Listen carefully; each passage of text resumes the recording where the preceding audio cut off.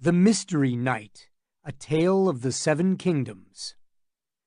A light summer rain was falling as Dunk and Egg took their leave of Stony Sept. Dunk rode his old war-horse Thunder, with Egg beside him on the spirited young palfrey he'd named Rain, leading their mule Maester. On Maester's back were bundled Dunk's armor and Egg's books, their bedrolls, tent, and clothing, several slabs of hard salt beef, half a flagon of mead, and 2 skins of water. Egg's old straw hat, wide-brimmed and floppy, kept the rain off the mule's head. The boy had cut holes for Maester's ears. Egg's new straw hat was on his own head. Except for the ear holes, the 2 hats looked much the same to Dunk. As they neared the town gates, Egg reined up sharply. Up above the gateway, a trader's head had been impaled upon an iron spike. It was fresh from the look of it, the flesh more pink than green, but the carrion crows had already gone to work on it. The dead man's lips and cheeks were torn and ragged. His eyes were 2 brown holes, weeping slow red tears as raindrops mingled with the crusted blood. The dead man's mouth sagged open, as if to harangue travelers passing through the gate below. Dunk had seen such sights before. "Back in King's Landing when I was a boy, I stole a head right off its spike once," he told Egg. Actually, it had been Ferret who scampered up the wall to snatch the head after Rafe and Pudding said he'd never dare. But when the guards came running, he tossed it down, and Dunk was the one who'd caught it. Some rebel lord or robber knight it was, or maybe just a common murderer. A head's a head. They all looked the same after a few days on a spike. Him and his 3 friends had used the head to terrorize the girls of Flea Bottom. They'd chase them through the alleys and make them give the head a kiss before they'd let them go. That head got kissed a lot, as he recalled. There wasn't a girl in King's Landing who could run as fast as Rafe. Egg was better off not hearing that part, though. Ferret, Rafe, and Pudding. Little monsters, those 3, and me the worst of all. His friends and he had kept the head until the flesh turned black and began to slough away. That took the fun out of chasing girls, so one night they burst into a pot shop and tossed what was left into the kettle. "The crows always go for the eyes," he told Egg. "Then the cheeks cave in, the flesh turns green." He squinted. "Wait. I know that face." "You do, sir," said Egg. "3 days ago, the hunchbacked Septon we heard preaching against Lord Bloodraven." He remembered then. He was a holy man sworn to the 7, even if he did preach treason. "His hands are scarlet with a brother's blood, and the blood of his young nephews, too," the hunchback had declared to the crowd that had gathered in the market square. "A shadow came at his command to strangle brave Prince Valar's sons in their mother's womb. Where is our young prince now? Where is his brother, sweet Materis? Where has good King Daeron gone, and fearless Baelor Breakspear? The grave has claimed them, every one, yet he endures, this pale bird with bloody beak who perches on King Ares' shoulder and caws into his ear. The mark of hell is on his face and in his empty eye, and he has brought us drought and pestilence and murder. Rise up, I say, and remember our true king across the water. 7 gods there are, and 7 kingdoms, and the black dragon sired 7 sons. Rise up, my lords and ladies, rise up, you brave knights and sturdy yeomen, and cast down Bloodraven, that foul sorcerer, lest your children and your children's children be cursed forevermore." Every word was treason. Even so, it was a shock to see him here with holes where his eyes had been. "That's him, aye," Dunk said, "and another good reason to put this town behind us." He gave Thunder a touch of the spur, and he and Egg rode through the gates of Stony Sept, listening to the soft sound of the rain. "How many eyes does Lord Bloodraven have?" the riddle ran. "1,000 eyes and one." Some claimed the king's hand was a student of the dark arts who could change his face, put on the likeness of a one-eyed dog, even turn into a mist. Packs of gaunt gray wolves hunted down his foes, men said, and carrion crows spied for him and whispered secrets in his ear.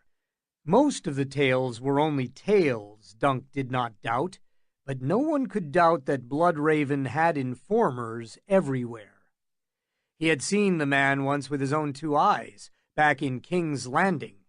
White as bone were the skin and hair of Brynden Rivers, and his eye, he had only the one, the other having been lost to his half-brother Bittersteel on the Redgrass field, was red as blood. On cheek and neck he bore the wine-stained birthmark that had given him his name. When the town was well behind them, Dunk cleared his throat and said, "Bad business cutting off the heads of Septons. All he did was talk. Words are wind." "Some words are wind, sir. Some are treason." Egg was skinny as a stick, all ribs and elbows, but he did have a mouth. "Now you sound a proper princeling." Egg took that for an insult, which it was. "He might have been a Septon, but he was preaching lies, sir. The drought wasn't Lord Bloodraven's fault, nor the great spring sickness either." "Might be that so, but if we start cutting off the heads of all the fools and liars, half the towns in the 7 kingdoms will be empty." 6 days later, the rain was just a memory. Dunk had stripped off his tunic to enjoy the warmth of sunlight on his skin. When a light breeze came up, cool and fresh and fragrant as a maiden's breath, he sighed. "Water," he announced. "Smell it? The lake can't be far now." "All I can smell is Maester, sir. He stinks."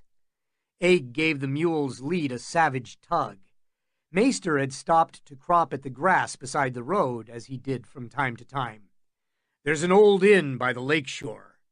Dunk had stopped there once when he was squiring for the old man. Ser Arlan said they brewed a fine brown ale. Might be we could have a taste while we waited for the ferry. Egg gave him a hopeful look. "To wash the food down, sir?" "What food would that be?" "A slice off the roast," the boy said. "A bit of duck, a bowl of stew, whatever they have, sir." Their last hot meal had been 3 days ago. Since then they had been living on windfalls and strips of old salt beef as hard as wood. It would be good to put some real food in our bellies before we started north. That wall's a long way off. "We could spend the night as well," suggested Egg. "Does my lord want a feather bed?"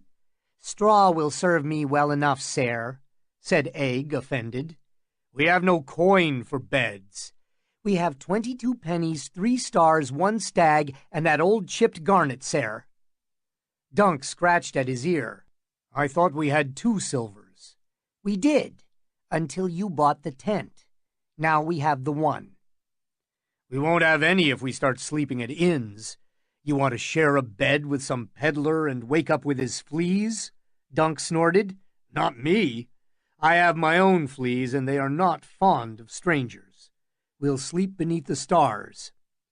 "The stars are good," Egg allowed, "but the ground is hard, sir, and sometimes it's nice to have a pillow for your head." "Pillows are for princes." Egg was as good a squire as a knight could want, but every so often he would get to feeling princely. "The lad has dragon blood, never forget." Dunk had beggar's blood himself, or so they used to tell him back in Flea Bottom, when they weren't telling him that he was sure to hang. "Might be we can afford some ale and a hot supper, but I'm not wasting good coin on a bed. We need to save our pennies for the ferryman." The last time he had crossed the lake, the ferry cost only a few coppers, but that had been 6 years ago, or maybe 7. Everything had grown more costly since then. "Well," said Egg, We could use my boot to get across. We could, said Dunk, but we won't. Using the boot was dangerous. Word would spread. Word always spreads. His squire was not bald by chance. Egg had the purple eyes of old Valyria and hair that shone like beaten gold and strands of silver woven together. He might as well wear a three-headed dragon as a brooch as let that hair grow out. These were perilous times in Westeros, and, well, it was best to take no chances. Another word about your bloody boot, and I'll clout you in the ears so hard you'll fly across the lake. I'd sooner swim, sir. Egg swam well, and Dunk did not. The boy turned in the saddle. Sir, someone's coming up the road behind us. Hear the horses? I'm not deaf. Dunk could see their dust as well. A large party, and in haste. Do you think they might be outlaws, sir? Egg raised up in the stirrups, more eager than afraid. The boy was like that. Outlaws would be quieter. Only lords make so much noise. Dunk rattled his sword hilt to loosen the blade in its scabbard. Still, we'll get off the road and let them pass. There are lords and lords. It never hurt to be a little wary. The roads were not so safe as when good King Daeron sat the Iron Throne. He and Egg concealed themselves behind a thorn bush. Dunk unslung his shield and slipped it onto his arm. It was an old thing, tall and heavy, kite-shaped, made of pine and rimmed with iron. He had bought it in Stony Sept to replace the shield the Long Inch had hacked to splinters when they fought. Dunk had not had time to have it painted with his elm and shooting star, so it still bore the arms of its last owner, a hanged man swinging grim and gray beneath a gallows tree. It was not a sigil that he would have chosen for himself, but the shield had come cheap. The first riders galloped past within moments, two young lordlings mounted on a pair of coursers. The one on the bay wore an open-faced helm of gilded steel with 3 tall feathered plumes, one white, one red, one gold. Matching plumes adorned his horse's crinnet. The black stallion beside him was barbed in blue and gold. His trappings rippled with the wind of his passage as he thundered past. Side by side the riders streaked on by, whooping and laughing, their long cloaks streaming behind. A third lord followed more sedately at the head of a long column. There were 24 in the party, grooms and cooks and serving men, all to attend 3 knights, plus men-at-arms and mounted crossbowmen, and a dozen drays heavy laden with their armor, tents, and provisions. Slung from the lord's saddle was his shield, dark orange and charged with 3 black castles. Dunk knew those arms, but from where? The lord who bore them was an older man, sour-mouthed and saturnine, with a close-cropped salt-and-pepper beard. He might have been at Ashford Meadow, Dunk thought, or maybe we served at his castle when I was squiring for Ser Arlen. The old hedge knight had done service at so many different keeps and castles through the years that Dunk could not recall the half of them. The lord reined up abruptly, scowling at the thorn bush. "You, in the bush, show yourself." Behind him, 2 crossbowmen slipped quarrels into the notch. The rest continued on their way. Dunk stepped through the tall grass, his shield upon his arm, his right hand resting on the pommel of his longsword. His face was a red-brown mask from the dust the horses had kicked up, and he was naked from the waist up. He looked a scruffy sight, he knew, though it was like to be the size of him that gave the other pause. "We want no quarrel, my lord. There's only the 2 of us, me and my squire." He beckoned Egg forward. "Squire, do you claim to be a knight?" Dunk did not like the way the man was looking at him. Those eyes could flay a man. It seemed prudent to remove his hand from his sword. "I am a hedge knight seeking service. Every robber knight I've ever hanged has said the same. Your device may be prophetic, sir, if Sire, you are. A gallows and a hanged man. These are your arms? No, my lord. I need to have the shield repainted. Why, did you rob it off a corpse? I bought it for good coin. 3 castles, black on orange. Where have I seen those before? I am no robber. The lord's eyes were chips of flint. How did you come by that scar upon your cheek? A cut from a whip? A dagger, though my face is none of your concern, my lord. I'll be the judge of what is my concern.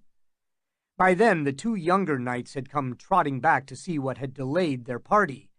There you are, Gormy, called the rider on the black, a young man, lean and lithe, with a comely, clean-shaven face and fine features. Black hair fell shining to his collar. His doublet was made of dark blue silk edged in gold satin. Across his chest, an engrailed cross had been embroidered in gold thread, with a golden fiddle in the 1st and 3rd quarters, a golden sword in the 2nd and the 4th. His eyes caught the deep blue of his doublet and sparkled with amusement. Alan feared you'd fallen from your horse. A palpable excuse, it seems to me. I was about to leave him in my dust. Who are these 2 brigands? Asked the rider on the bay. Egg bristled at the insult. You have no call to name us brigands, my lord. When we saw your dust, we thought you might be outlaws. That's the only reason that we hid. This is Sir Duncan the Tall, and I'm his squire. The lordlings paid no more heed to that than they would have paid the croaking of a frog. I believe that is the largest lout I have ever seen, declared the Knight of 3 Feathers. He had a pudgy face beneath a head of curly hair the color of dark honey. 7 feet if he's an inch, I'd wager. What a mighty crash he'll make when he comes tumbling down. Dunk felt color rising to his face. You'd lose your wager, he thought. The last time he had been measured, Egg's brother, Aemon, pronounced him an inch shy of 7 feet. Is that your war horse, Sir Giant? Said the feathered lordling. I suppose we could butcher it for the meat. Lord Alan oft forgets his courtesies, the black-haired knight said. Please forgive his churlish words, sir. Alan, you will ask Sir Duncan for his pardon. If I must, will you forgive me, sir? He did not wait for a reply, but turned his bay about and trotted down the road. The other lingered. Are you bound for the wedding, sir? Something in his tone made Dunk want to tug his forelock. He resisted the impulse and said, We're for the ferry, my lord. As are we. But the only lords hereabout are Gormy and that wastrel who just left us, Alan Cockshaw. I am a vagabond hedge knight like yourself. Sir John the Fiddler I am called. That was the sort of name a hedge knight might choose, but Dunk had never seen any hedge knight garbed or armed or mounted in such splendor. The Knight of the Golden Hedge, he thought. You know my name. My squire is called Egg. Well met, sir. Come ride with us to Whitewalls and break a few lances to help Lord Butterwell celebrate his new marriage.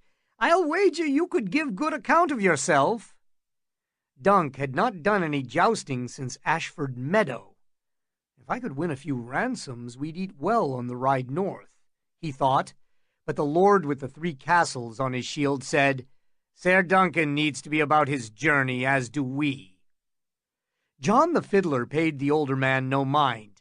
I would love to cross swords with you, sir. I've tried men of many lands and races, but never one your size. Was your father large as well? I never knew my father, sir. I am sad to hear it. Mine own sire was taken from me too soon. The fiddler turned to the lord of the 3 castles. We should ask Sir Duncan to join our jolly company. We do not need his sort. Dunk was at a loss for words. Penniless hedge knights were not oft asked to ride with high-born lords. I would have more in common with their servants. Judging from the length of their column, Lord Cockshaw and the fiddler had brought grooms to tend their horses, cooks to feed them, squires to clean their armor, guards to defend them. Dunk had Egg. "His sort?" The fiddler laughed. "What sort is that? The big sort? Look at the size of him! We want strong men. Young swords are worth more than old names, I've oft heard it said." "By fools! You know little and less about this man. He might be a brigand, or one of Lord Bloodraven's spies." "I am no man's spy," said Dunk, "and my lord has no call to speak of me as if I were deaf or dead or down in Dorne." Those flinty eyes considered him. "Down in Dorne would be a good place for you, sir. You have my leave to go there." "Pay him no mind," the fiddler said. "He's a sour old soul. He suspects everyone. Gormy, I have a good feeling about this fellow. Sir Duncan, will you come with us to Whitewalls?" "My lord, How could he share a camp with such as these? Their serving men would raise their pavilions, their grooms would curry their horses, their cooks would serve them each a capon or a joint of beef, whilst Dunk and Egg gnawed on strips of hard salt beef. I couldn't." "You see," said the Lord of the Three Castles, "he knows his place, and it is not with us." He turned his horse back toward the road. "By now Lord Cockshaw is half a league ahead." "I suppose I must chase him down again." The fiddler gave Dunk an apologetic smile. "Perchance we'll meet again some day. I hope so. I should love to try my lance on you." Dunk did not know what to say to that. "Good fortune in the lists, sir," he finally managed, but by then Sir John had wheeled about to chase the column. The older lord rode after him. Dunk was glad to see his back. He had not liked his flinty eyes, nor Lord Allen's arrogance. The fiddler had been pleasant enough, but there was something odd about him as well. "Two fiddles and two swords, a cross engrailed," he said to Egg as they watched the dust of their departure. "What house is that?" "None, sir. I never saw that shield in any roll of arms." Perhaps he is a hedge knight after all. Dunk had devised his own arms at Ashford Meadow when a puppeteer called Tansel Too-Tall asked him what he wanted painted on his shield. Was the older lord some kin to House Frey?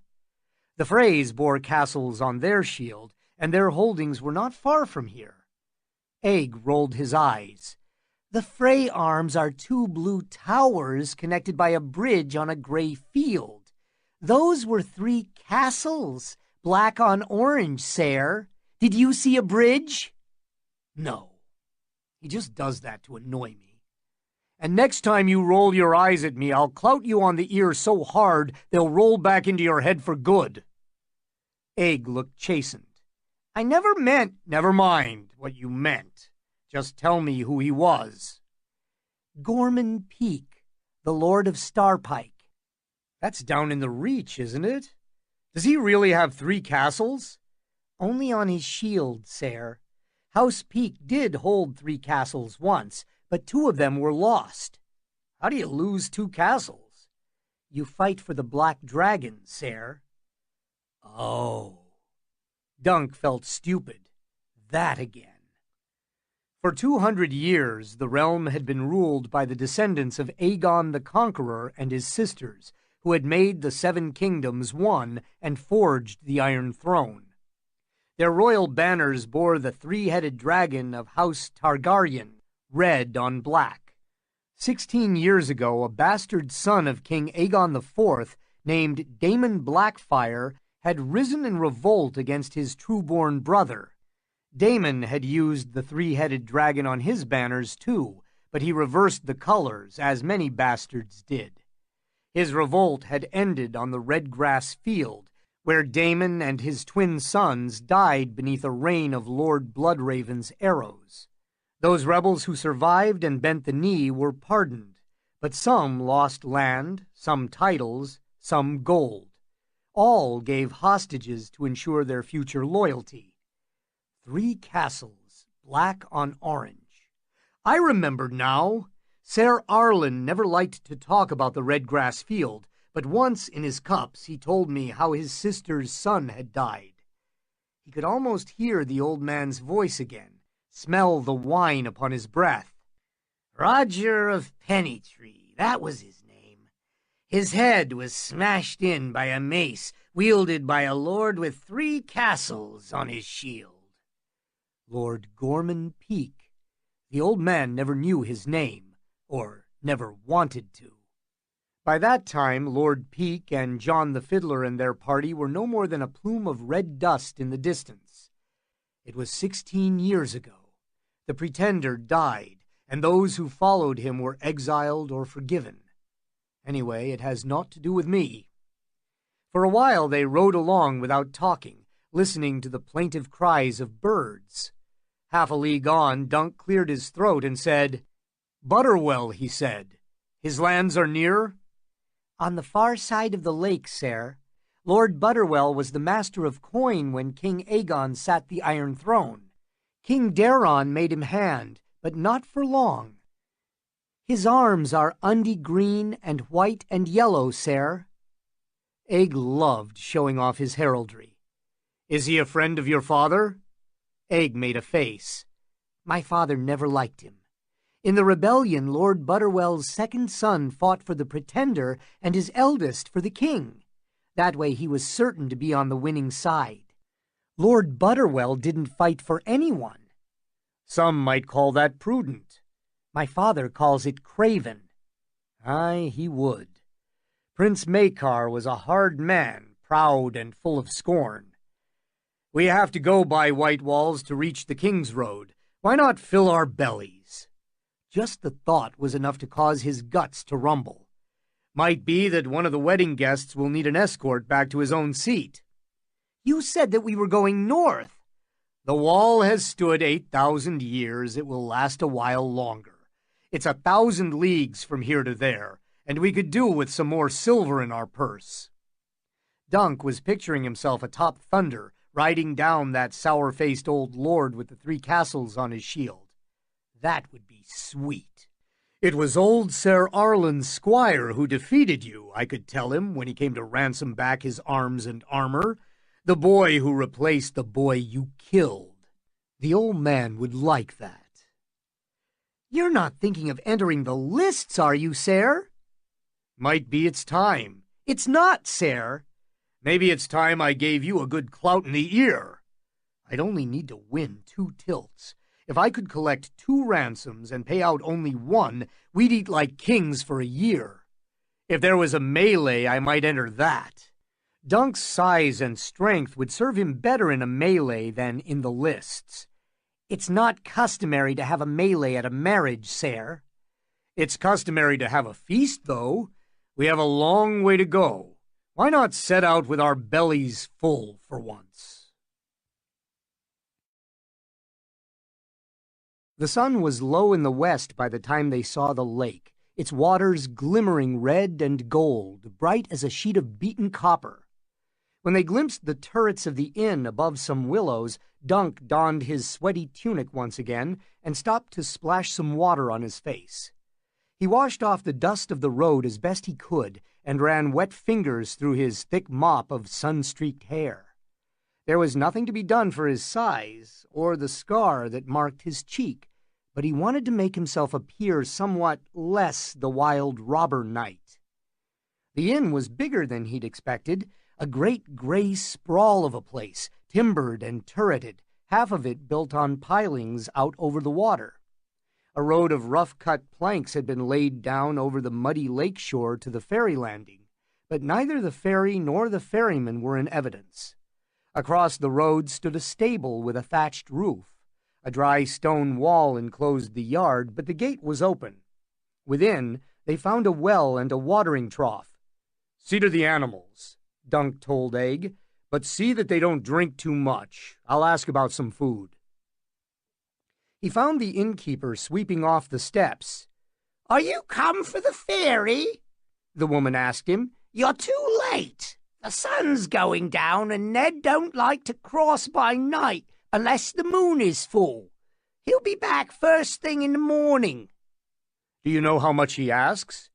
3 pennies for each of you and 10 for your horses.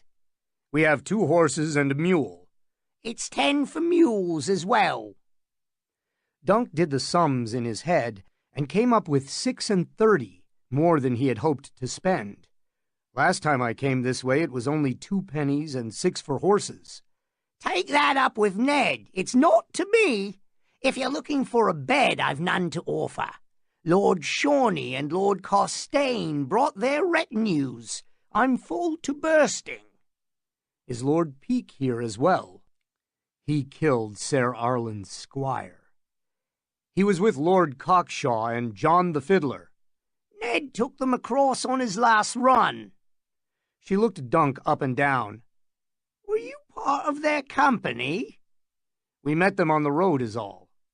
A good smell was drifting out of the windows of the inn, one that made Dunk's mouth water. We might like some of what you're roasting if it's not too costly. It's wild boar, the woman said, well peppered and served with onions, mushrooms, and mashed neeps. We could do without the neeps. Some slices off the boar and a tankard of your good brown ale would do for us. How much would you ask for that? And maybe we could have a place on your stable floor to bed down for the night? That was a mistake.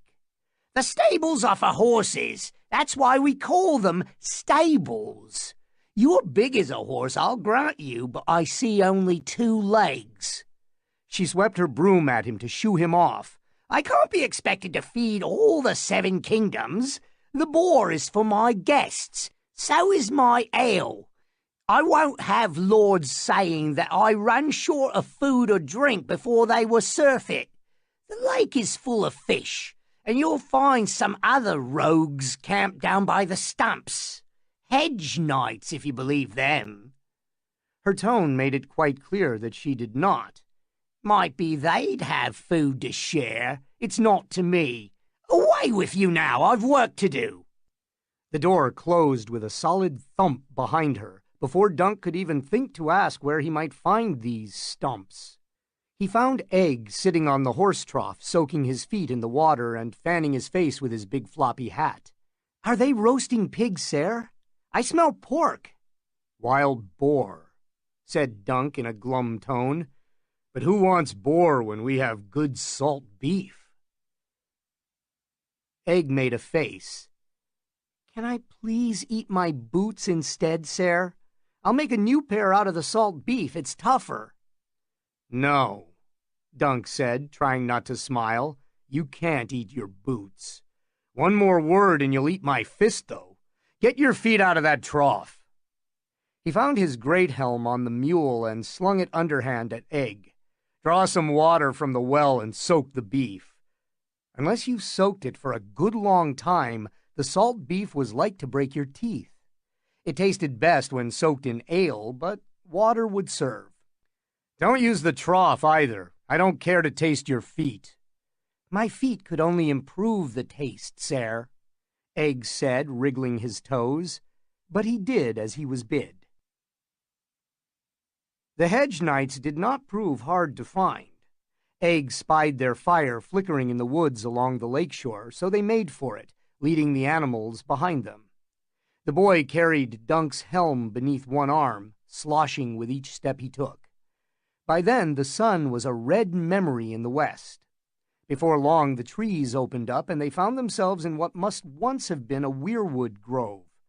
Only a ring of white stumps and a tangle of bone-pale roots remained to show where the trees had stood, when the children of the forest ruled in Westeros.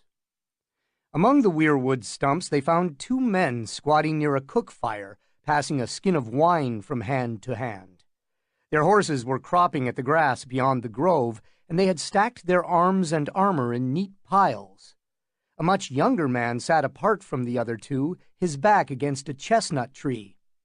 "Well met, sirs," Dunk called out in a cheerful voice. It was never wise to take armed men unawares. "I am called Sir Duncan the Tall. The lad is Egg. May we share your fire?" A stout man of middling years rose to greet them, garbed in tattered finery. Flamboyant ginger whiskers framed his face.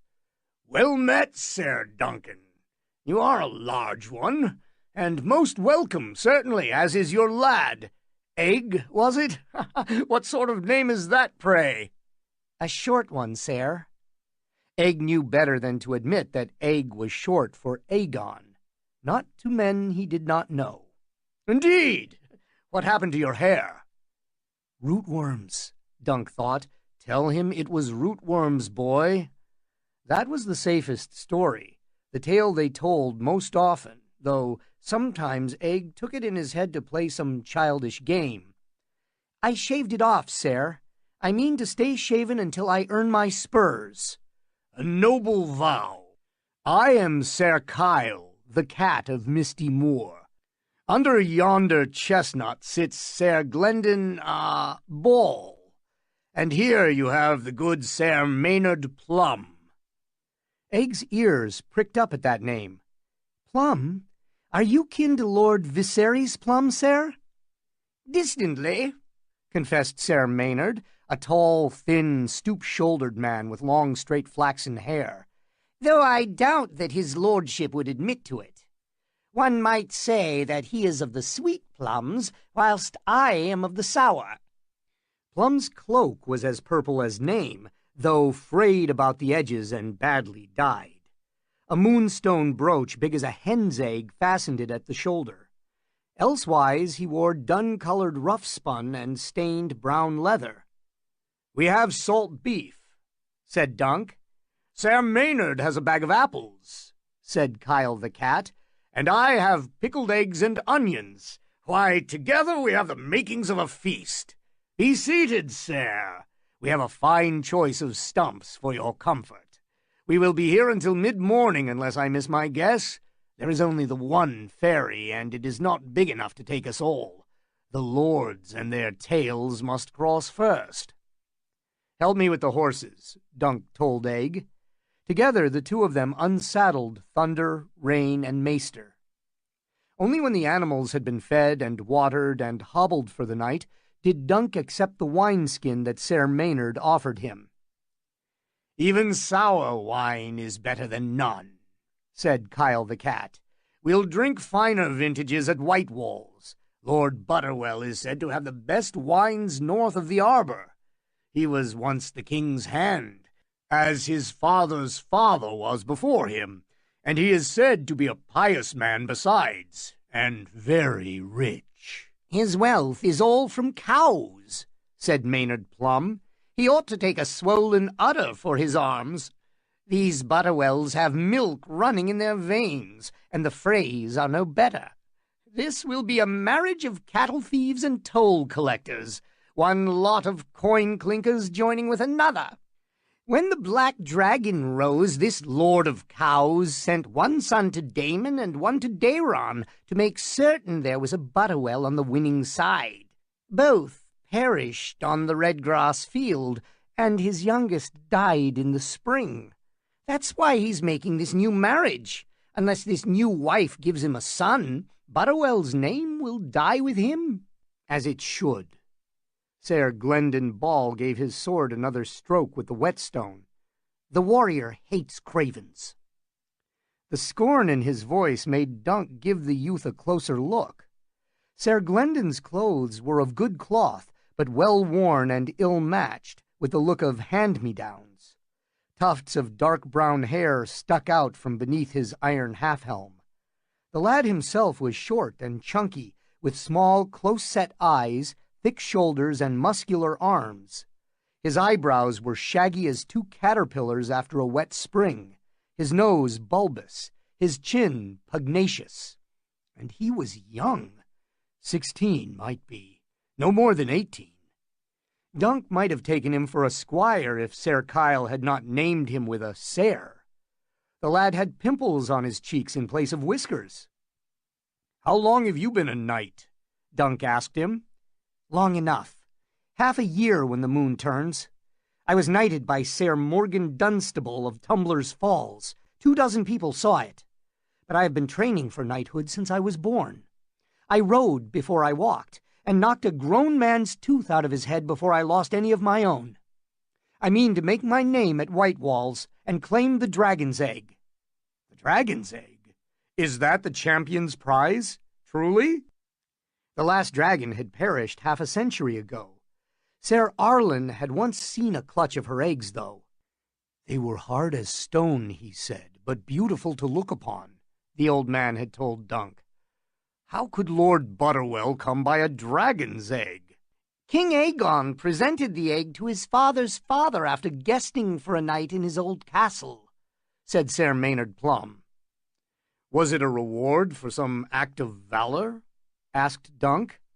Ser Kyle chuckled. "Some might call it that. Supposedly old Lord Butterwell had 3 young maiden daughters when his grace came calling. By morning all 3 had royal bastards in their little bellies. A hot night's work, that was." Dunk had heard such talk before. Aegon the Unworthy had bedded half the maidens in the realm and fathered bastards on the lot of them, supposedly.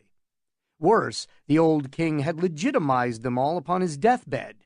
The base-born ones born of tavern wenches, whores, and shepherd girls, and the great bastards whose mothers had been high-born. "We'd all be bastard sons of old King Aegon if half these tales were true." "And who's to say we're not?" Ser Maynard quipped. "You ought to come with us to Whitewalls, Ser Duncan," urged Ser Kyle. "Your size is sure to catch some lordling's eye. You might find good service there. I know I shall. Joffrey Caswell will be at this wedding, the Lord of Bitterbridge. When he was 3, I made him his first sword. I carved it out of pine to fit his hand. In my greener days, my sword was sworn to his father." "Was that one carved from pine as well?" Ser Maynard asked. Kyle the cat had the grace to laugh. "That sword was good steel, I assure you. I should be glad to ply it once again in the service of the centaur. Ser Duncan, even if you do not choose to tilt, do join us for the wedding feast. There will be singers and musicians, jugglers and tumblers, and a troop of comic dwarfs." Dunk frowned. "Egg and I have a long journey before us. We are headed north to Winterfell. Lord Baron Stark is gathering swords to drive the Krakens from his shores for good." "Too cold up there for me," said Ser Maynard. "If you want to kill Krakens, go west. The Lannisters are building ships to strike back at the Iron Men on their home islands. That's how you put an end to Dagon Greyjoy. Fighting him on land is fruitless. He just slips back to sea. You have to beat him on the water." That had the ring of truth, but the prospect of fighting Iron Men at sea was not one that Dunk relished. He'd had a taste of that on the White Lady, sailing from Dorne to Old Town, when he'd donned his armor to help the crew repel some raiders. The battle had been desperate and bloody, and once he'd almost fallen in the water. That would have been the end of him. "The throne should take a lesson from Stark and Lannister," declared Ser Kyle the cat. "At least they fight. What do the Targaryens do? King Aerys hides among his books, Prince Rhaegel prances naked through the Red Keep's halls, and Prince Maekar broods at Summerhall." Egg was prodding at the fire with a stick to send sparks floating up into the night. Dunk was pleased to see him ignoring the mention of his father's name. Perhaps he's finally learned to hold that tongue of his. "Myself, I blame Bloodraven," Ser Kyle went on. "He is the king's hand, yet he does nothing, whilst the Krakens spread flame and terror up and down the Sunset Sea." Ser Maynard gave a shrug. "His eye is fixed on Tyrosh, where Bittersteel sits in exile, plotting with the sons of Daemon Blackfire, so he keeps the king's ships close at hand, lest they attempt to cross." "Aye, that may well be," Ser Kyle said, "but many would welcome the return of Bittersteel. Bloodraven is the root of all our woes, the white worm gnawing at the heart of the realm." Dunk frowned, remembering the hunchbacked Septon at Stony Sept. "Words like that can cost a man his head. Some might say you're talking treason. How can the truth be treason? Asked Kyle the cat. In King Daeron's day, a man did not have to fear to speak his mind. But now? He made a rude noise. Bloodraven put King Aerys on the Iron Throne, but for how long? Aerys is weak, and when he dies, it will be bloody war between Lord Rivers and Prince Maekar for the crown, the hand against the heir. You have forgotten Prince Rhaegal, my friend, Ser Maynard objected in a mild tone. He comes next in line to Aerys, not Maekar, and his children after him. Rhaegal is feeble-minded. Why, I bear him no ill will, but the man is good as dead, and those twins of his as well, though whether they will die of Maekar's mace or Bloodraven's spells. 7 save us, Dunk thought as Egg spoke up, shrill and loud. Prince Maekar is Prince Rhaegal's brother. He loves him well. He'd never do harm to him or his. Be quiet, boy, Dunk growled at him. These knights want none of your opinions. I can talk if I want. No, said Dunk, you can't. That mouth of yours will get you killed someday, and me as well, most like. That salt beef's soaked long enough, I think. A strip for all our friends, and be quick about it. Egg flushed, and for half a heartbeat Dunk feared the boy might talk back. Instead, he settled for a sullen look, seething as only a boy of 11 years can seethe. "Aye, sir," he said, fishing in the bottom of Dunk's helm. His shaven head shone redly in the firelight as he passed out the salt beef. Dunk took his piece and worried at it. The soak had turned the meat from wood to leather, but that was all. He sucked on one corner, tasting the salt and trying not to think about the roast boar at the inn, crackling on its spit and dripping fat. As dusk deepened, flies and stinging midges came swarming off the lake. The flies preferred to plague their horses, but the midges had a taste for man flesh. The only way to keep from being bitten was to sit close to the fire, breathing smoke. Cook or be devoured, Dunk thought glumly. Now there's a beggar's choice. He scratched at his arms and edged closer to the fire. The wineskin soon came round again. The wine was sour and strong. Dunk drank deep and passed along the skin, whilst the Cat of Misty Moor began to talk of how he had saved the life of the Lord of Bitterbridge during the Blackfyre Rebellion. When Lord Armand's banner-bearer fell, I leapt down from my horse with traitors all around us. "Sir," said Glendon Ball, "who were these traitors?" "The Blackfyre men, I meant." Firelight glimmered off the steel in Ser Glendon's hand. The pockmarks on his face flamed as red as open sores, and his every sinew was wound as tight as a crossbow. "My father fought for the Black Dragon." "This again," Dunk snorted. Red or black was not a thing you asked a man. It always made for trouble. "I am sure Ser Kyle meant no insult to your father." "None," Ser Kyle agreed. "It's an old tale, the Red Dragon and the Black. No sense for us to fight about it now, lad. We are all brothers of the hedges here." Ser Glendon seemed to weigh the cat's words to see if he was being mocked.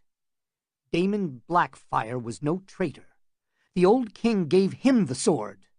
He saw the worthiness in Daemon, even though he was born bastard. Why else would he put Blackfyre into his hand in place of Daeron's? He meant for him to have the kingdom, too.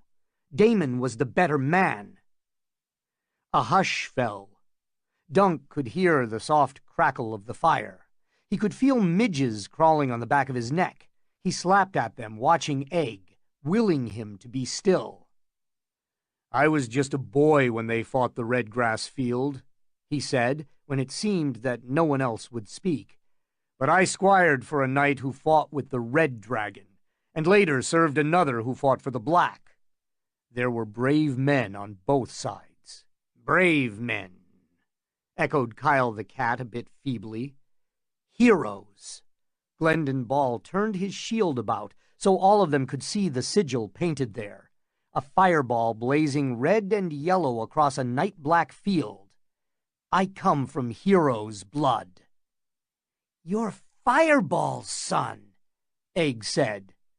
That was the first time they saw Ser Glendon smile.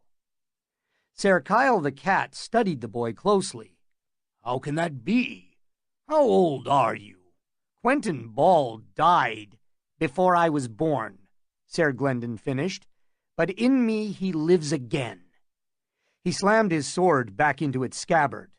I'll show you all at White Walls when I claim the dragon's egg.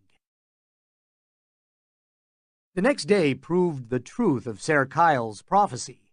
Ned's ferry was nowise large enough to accommodate all those who wished to cross, so Lords Costain and Shawnee must go first with their tails. That required several trips, each taking more than an hour. There were the mud flats to contend with, horses and wagons to be gotten down the planks, loaded on the boat, and unloaded again across the lake. The two lords slowed matters even further when they got into a shouting match over precedence. Shawnee was the elder, but Costain held himself to be better born. There was naught that Dunk could do but wait and swelter. We could go first if you let me use my boot, Egg said. We could, Dunk answered, but we won't. Lord Costain and Lord Shawnee were here before us. Besides, they're lords. Egg made a face. Rebel lords. Dunk frowned down at him. What do you mean? They were for the Black Dragon. Well, Lord Shawnee was, and Lord Costain's father. Aemon and I used to fight the battle on Maester Meliquin's green table with painted soldiers and little banners. Costain's arms quarter a silver chalice on black with a black rose on gold. That banner was on the left of Daemon's host. Shawnee was with Bittersteel on the right and almost died of his wounds. Old dead history. They're here now, aren't they? So they bent the knee and King Daeron gave them pardon. Yes, but... Dunk pinched the boy's lips shut. Hold your tongue. Egg held his tongue. No sooner had the last boatload of Shawnee men pushed off than Lord and Lady Smallwood turned up at the landing with their own tale, so they must needs wait again. The Fellowship of the Hedge had not survived the night, it was plain to see. Ser Glendon kept his own company, prickly and sullen. Kyle the cat judged that it would be midday before they were allowed to board the ferry, so he detached himself from the others to try to ingratiate himself with Lord Smallwood, with whom he had some slight acquaintance. Ser Maynard spent his time gossiping with the innkeep. Stay well away from that one, Dunk warned Egg. There was something about Plum that troubled him. He could be a robber knight for all we know. The warning only seemed to make Ser Maynard more interesting to Egg. I never knew a robber knight. Do you think he means to rob the dragon's egg? Lord Butterwell will have the egg well guarded, I'm sure. Dunk scratched the midge bites on his neck. Do you think he might display it at the feast? I'd like to get a look at one. I'd show you mine, sir, but it's at Summerhall. Yours? Your dragon's egg? Dunk frowned down at the boy, wondering if this was some jape. Where did it come from? From a dragon, sir. They put it in my cradle. Do you want a clout in the ear? There are no dragons. No, but there are eggs. The last dragon left a clutch of 5, and they have more on Dragonstone, old ones from before the dance. My brothers all have them too. Arion's looks as though it's made of gold and silver, with veins of fire running through it. Mine is white and green, all swirly. Your dragon's egg. They put it in his cradle. Dunk was so used to Egg that sometimes he forgot Aegon was a prince. Of course they'd put a dragon egg inside his cradle. Well, see that you don't go mentioning this egg where anyone is like to hear. I'm not stupid, sir. Egg lowered his voice. Someday the dragons will return. My brother Daeron's dreamed of it, and King Ares read it in a prophecy. Maybe it will be my egg that hatches. That would be splendid. Would it? Dunk had his doubts. Not egg. Eamon and I used to pretend that our eggs would be the ones to hatch. If they did, we could fly through the sky on dragonback like the first Aegon and his sisters. Aye, and if all the other knights in the realm should die, I'd be the Lord Commander of the Kingsguard. If these eggs are so bloody precious, why is Lord Butterwell giving his away? To show the realm how rich he is? I suppose. Dunk scratched his neck again and glanced over at Ser Glendon Ball, who was tightening the cinches on his saddle as he waited for the ferry. That horse will never serve. Ser Glendon's mount was a sway-backed stot, undersized and old. What do you know about his sire? Why did they call him Fireball? For his hot head and red hair. Ser Quentin Ball was the master-at-arms at the Red Keep. He taught my father and my uncles how to fight. The great bastards, too. King Aegon promised to raise him to the Kingsguard, so Fireball made his wife join the Silent Sisters. Only by the time a place came open, King Aegon was dead and King Daeron named Ser William Wild instead. My father says that it was Fireball as much as Bittersteel who convinced Daemon Blackfire to claim the crown, and rescued him when Daeron sent the Kingsguard to arrest him. Later on, Fireball killed Lord Lefford at the gates of Lannisport and sent the Grey Lion running back to hide inside the rock. At the crossing of the Mander, he cut down the sons of Lady Penrose one by one. They say he spared the life of the youngest one as a kindness to his mother.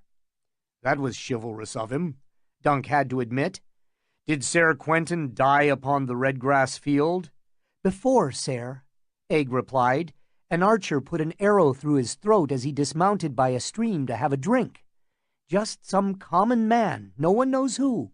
Those common men can be dangerous when they get it in their heads to start slaying lords and heroes.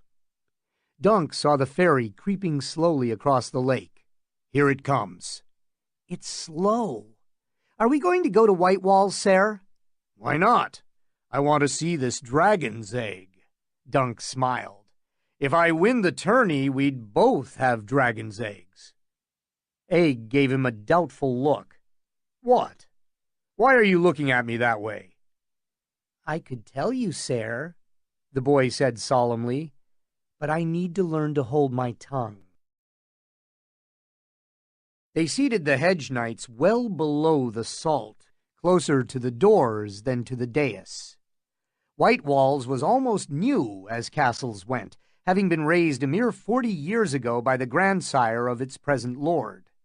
The small folk hereabouts called it the Milk House, for its walls and keeps and towers were made of finely dressed white stone, quarried in the Vale and brought over the mountains at great expense. Inside were floors and pillars of milky white marble veined with gold.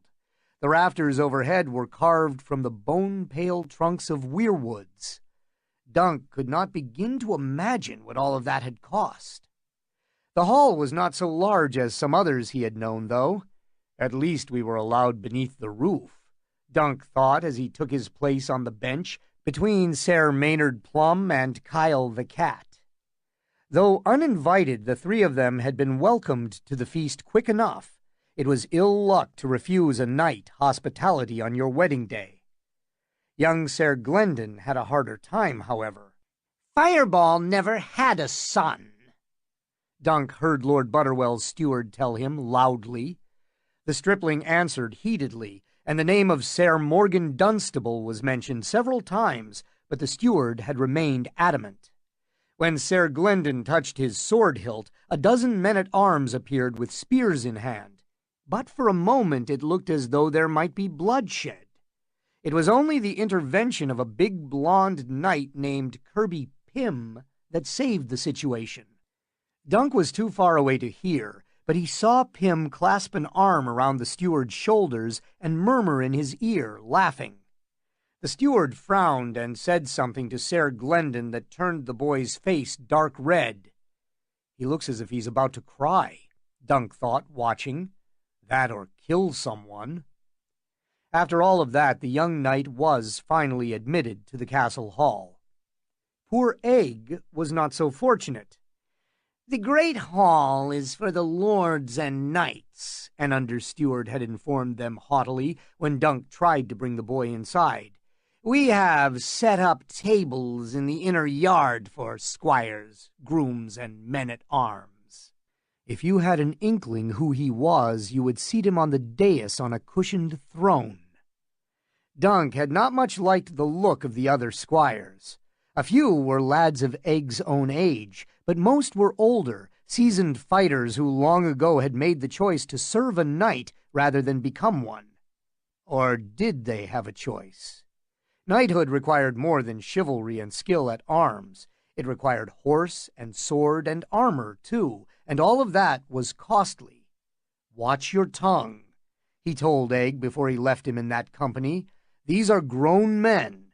They won't take kindly to your insolence. Sit and eat and listen. Might be you'll learn some things." For his own part, Dunk was just glad to be out of the hot sun, with a wine cup before him and a chance to fill his belly. Even a hedge knight grows weary of chewing every bite of food for half an hour. Down here below the salt, the fare would be more plain than fancy, but there would be no lack of it. Below the salt was good enough for Dunk. But peasant's pride is lordling's shame, the old man used to say. "This cannot be my proper place," Sir Glendon Ball told the understeward hotly. He had donned a clean doublet for the feast, a handsome old garment with gold lace at the cuffs and collar, and the red chevron and white plates of House Ball sewn across the chest.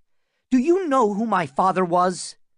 "A noble knight and mighty lord, I have no doubt," said the understeward, "but the same is true of many here. Please, take your seat or take your leave, sir. It's all the same to me." In the end, the boy took his place below the salt with the rest of them, his mouth sullen. The long white hall was filling up as more knights crowded onto the benches. The crowd was larger than Dunk had anticipated, and from the looks of it, some of the guests had come a very long way. He and Egg had not been around so many lords and knights since Ashford Meadow, and there was no way to guess who else might turn up next. "We should have stayed out in the hedges, sleeping under trees. If I am recognized—" When a serving man placed a loaf of black bread on the cloth in front of each of them, Dunk was grateful for the distraction. He sawed the loaf open lengthwise, hollowed out the bottom half for a trencher, and ate the top. It was stale, but compared with his salt beef, it was custard. At least it did not have to be soaked in ale or milk or water to make it soft enough to chew. "Sir Duncan, you appear to be attracting a deal of attention," Sir Maynard Plum observed as Lord Veerwell and his party went parading past them toward places of high honor at the top of the hall. "Those girls up on the dais cannot seem to take their eyes off you. I'll wager they have never seen a man so big. Even seated, you are half a head taller than any man in the hall." Dunk hunched his shoulders. He was used to being stared at, but that did not mean he liked it. "Let them look." "That's the old ox down there beneath the dais," Sir Maynard said. "They call him a huge man, but seems to me his belly is the biggest thing about him. You're a bloody giant next to him." "Indeed, sir," said one of their companions on the bench, a sallow man, saturnine, clad in gray and green. His eyes were small and shrewd, set close together beneath thin, arching brows. A neat black beard framed his mouth to make up for his receding hair. "In such a field as these, your size alone should make you one of the most formidable competitors." "I had heard the Brute of Bracken might be coming," said another man farther down the bench. "I think not," said the man in green and gray. "This is only a bit of jousting to celebrate his lordship's nuptials. A tilt in the yard to mark the tilt between the sheets." Hardly worth the bother for the likes of Otho Bracken. Ser Kyle the cat took a drink of wine.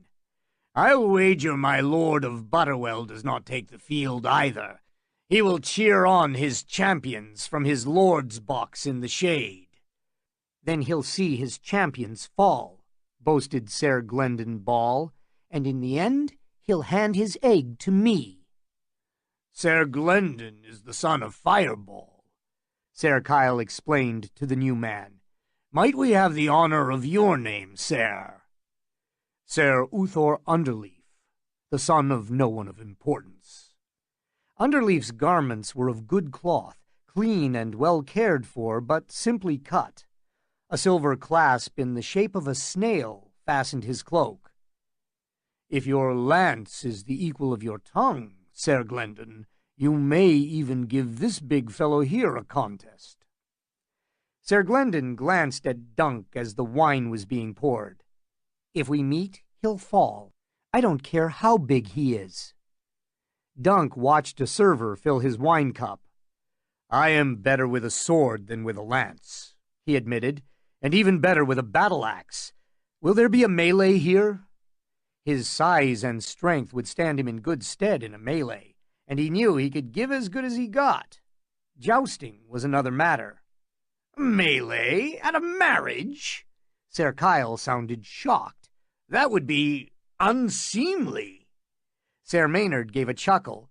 A marriage is a melee, as any married man could tell you. Ser Uthor chuckled. There's just the joust, I fear. But besides the dragon's egg, Lord Butterwell has promised 30 golden dragons for the loser of the final tilt, and 10 each for the knights defeated in the round before. 10 dragons is not so bad. 10 dragons would buy a palfrey, so Dunk would not need to ride thunder save in battle. 10 dragons would buy a suit of plate for Egg, and a proper knight's pavilion sewn with Dunk's tree and falling star. 10 dragons would mean roast goose and ham and pigeon pie. There are ransoms to be had as well for those who win their matches, Ser Uthor said as he hollowed out his trencher, and I have heard it rumored that some men place wagers on the tilts.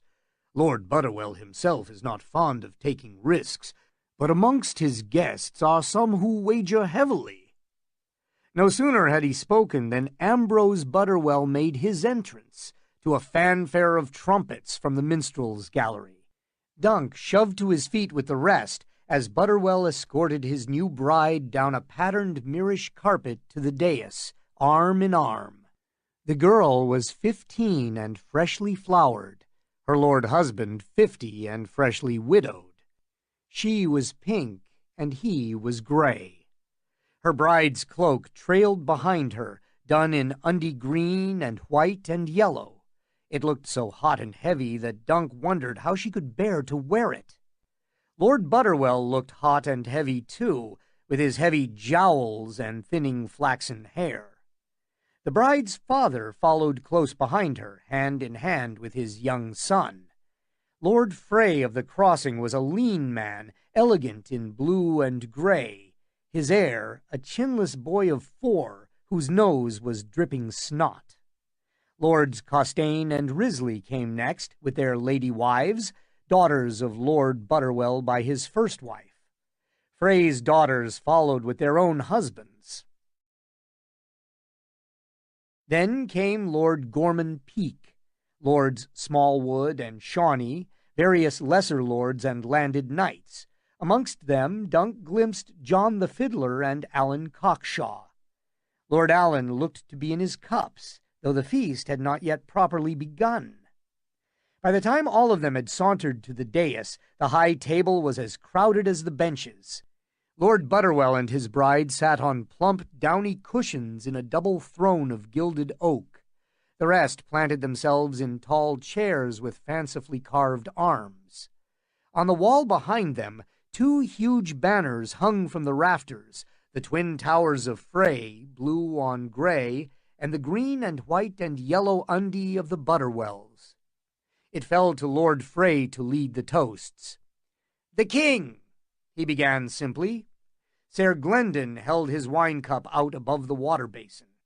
Dunk clanked his cup against it, and against Sir Uthor's and the rest as well. They drank. "Lord Butterwell, our gracious host," Frey proclaimed next, "may the Father grant him long life and many sons." They drank again. "Lady Butterwell, the maiden bride, my darling daughter, may the mother make her fertile." Frey gave the girl a smile. "I shall want a grandson before the year is out. Twins would suit me even better, so churn the butter well tonight, my sweet." Laughter rang against the rafters, and the guests drank still once more. The wine was rich and red and sweet. Then Lord Frey said, "I give you the king's hand, Brynden Rivers. May the crone's lamp light his path to wisdom."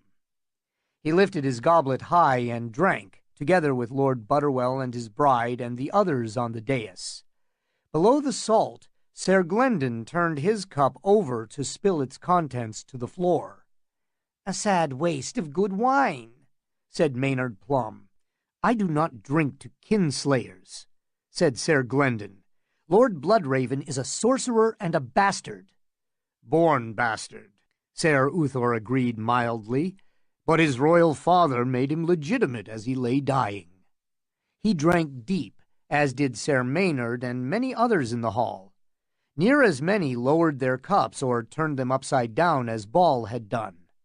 Dunk's own cup was heavy in his hand. "How many eyes does Lord Bloodraven have?" the riddle went. 1,000 eyes and one. Toast followed toast, some proposed by Lord Frey and some by others. They drank to young Lord Tully, Lord Butterwell's liege lord, who had begged off from the wedding. They drank to the health of Leo Longthorn, Lord of Highgarden, who was rumored to be ailing.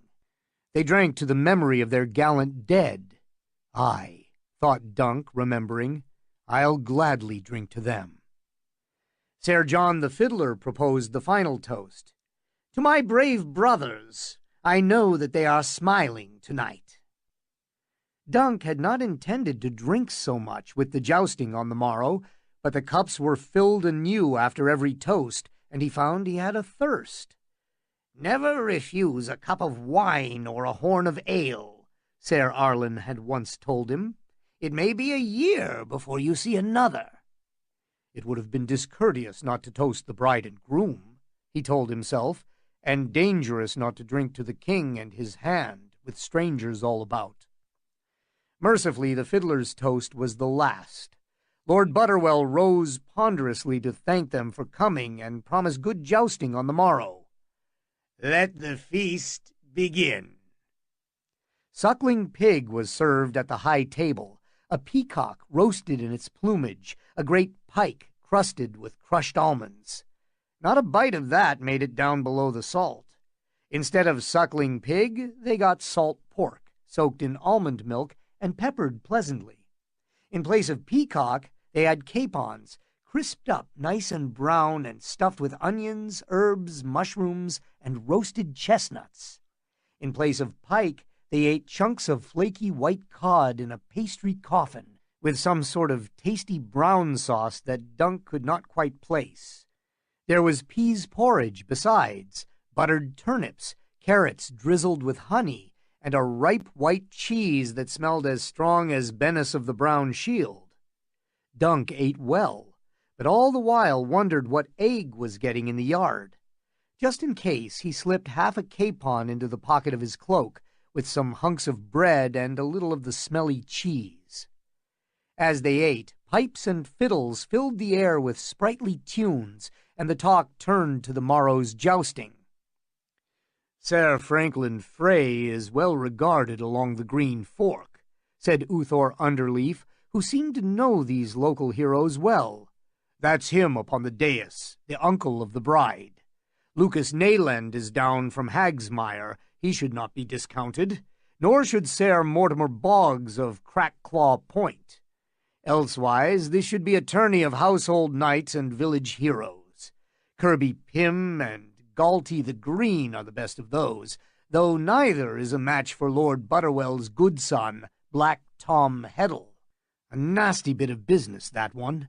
He won the hand of his lordship's eldest daughter by killing 3 of her other suitors, it's said, and once unhorsed the Lord of Casterly Rock. What, young Lord Tybalt? Asked Ser Maynard. No, the old grey lion, the one who died in the spring. That was how men spoke of those who had perished during the great spring sickness. He died in the spring. Tens of thousands had died in the spring, among them a king and 2 young princes. "Do not slight Ser Buford Bulwer," said Kyle the cat. "The old ox slew 40 men upon the red-grass field." "And every year his count grows higher," said Ser Maynard. "Bulwer's day is done. Look at him, past 60, soft and fat, and his right eye is good as blind." "Do not trouble to search the hole for the champion," a voice behind Dunk said. "Here I stand, sirs. Feast your eyes." Dunk turned to find Ser John the Fiddler looming over him, a half-smile on his lips. His white silk doublet had dagged sleeves lined with red satin, so long their points drooped down past his knees. A heavy silver chain looped across his chest, studded with huge dark amethysts whose color matched his eyes. "The chain is worth as much as everything I own," Dunk thought. The wine had colored Ser Glendon's cheeks and inflamed his pimples. "Who are you to make such boasts?" "They call me John the Fiddler." "Are you a musician or a warrior?" "I can make sweet song with either lance or resined bow, as it happens. Every wedding needs a singer, and every tourney needs a mystery night. May I join you? Butterwell was good enough to place me on the dais, but I prefer the company of my fellow hedge knights to fat pink ladies and old men." The fiddler clapped Dunk upon the shoulder. "Be a good fellow and shove over, Ser Duncan." Dunk shoved over. "You are too late for food, sir." "No matter. I know where Butterwell's kitchens are. There is still some wine, I trust." The fiddler smelled of oranges and limes, with a hint of some strange eastern spice beneath. Nutmeg, perhaps. Dunk could not have said. What did he know of nutmeg? "Your boasting is unseemly," Ser Glendon told the fiddler. "Truly? Then I must beg for your forgiveness, sir. I would never wish to give offense to any son of Fireball." That took the youth aback. "You know who I am? Your father's son, I hope." "Look," said Ser Kyle the cat, "the wedding pie!" 6 kitchen boys were pushing it through the doors upon a wide-wheeled cart. The pie was brown and crusty and immense, and there were noises coming from inside it, squeaks and squawks and thumps. Lord and Lady Butterwell descended from the dais to meet it, sword in hand. When they cut it open, 100 birds burst forth to fly around the hall. In other wedding feasts Dunk had attended, the pies had been filled with doves or songbirds, but inside this one were blue jays and skylarks, pigeons and doves, mockingbirds and nightingales, small brown sparrows, and a great red parrot. 21 sorts of birds," said Ser Kyle. 21 sorts of bird droppings," said Ser Maynard. "You have no poetry in your heart, sir." "You have shit upon your shoulder." "This is the proper way to fill a pie," Ser Kyle sniffed, cleaning off his tunic. "The pie is meant to be the marriage, and a true marriage has in it many sorts of things, joy and grief, pain and pleasure, love and lust and loyalty. So it is fitting that there be birds of many sorts. No man ever truly knows what a new wife will bring him." "A cunt," said Plum, "or what would be the point?" Dunk shoved back from the table. "I need a breath of air." It was a piss he needed, truth be told, but in fine company like this it was more courteous to talk of air. "Pray excuse me." "Hurry back, sir," said the fiddler. "There are jugglers yet to come, and you do not want to miss the betting." Outside, the night wind lapped at Dunk like the tongue of some great beast. The hard-packed earth of the yard seemed to move beneath his feet, or it might be that he was swaying. The lists had been erected in the center of the outer yard. A 3-tiered wooden viewing stand had been raised beneath the walls, so Lord Butterwell and his high-born guests would be well shaded on their cushioned seats. There were tents at both ends of the lists where the knights could don their armor, with racks of tourney lances standing ready. When the wind lifted the banners for an instant, Dunk could smell the whitewash on the tilting barrier. He set off in search of the inner ward. He had to hunt up Egg and send the boy to the master of the games to enter him in the lists. That was a squire's duty. Whitewalls was strange to him, however, and somehow Dunk got turned around. He found himself outside the kennels, where the hounds caught scent of him and began to bark and howl. "They want to tear my throat out," he thought, "or else they want the capon in my cloak." He doubled back the way he'd come, past the sept. A woman went running past, breathless with laughter, a bald knight in hard pursuit. The man kept falling until finally the woman had to come back and help him up. I should slip into the sept and ask the 7 to make that knight my first opponent, Dunk thought, but that would have been impious. What I really need is a privy, not a prayer. There were some bushes near at hand, beneath a flight of pale stone steps. Those will serve. He groped his way behind them and unlaced his breeches. His bladder had been full to bursting. The piss went on and on. Somewhere above, a door came open. Dunk heard footfalls on the steps, the scrape of boots on stone. "Beggar's feast you've laid before us. Without Bittersteel—" "Bittersteel be buggered," insisted a familiar voice. "No bastard can be trusted, not even him. A few victories will bring him over the water fast enough." Lord Peake. Dunk held his breath, and his piss. "Easier to speak of victories than to win them." This speaker had a deeper voice than Peake, a bass rumble with an angry edge to it. "Old Milkblood expected the boy to have it, and so will all the rest. Glib words and charm cannot make up for that." "A dragon would. The prince insists the egg will hatch. He dreamed it, just as he once dreamed his brothers dead. A living dragon will win us all the swords that we would want." "A dragon is one thing, a dream's another. I promise you Bloodraven is not off dreaming. We need a warrior, not a dreamer. Is the boy his father's son?" "Just do your part as promised, and let me concern myself with that. Once we have Butterwell's gold and the swords of House Frey, Harrenhal will follow, then the Brackens. Otho knows he cannot hope to stand." The voices were fading as the speakers moved away. Dunk's piss began to flow again. He gave his cock a shake and laced himself back up. "His father's son," he muttered. Who were they speaking of? Fireball's son? By the time he emerged from under the steps, the two lords were well across the yard.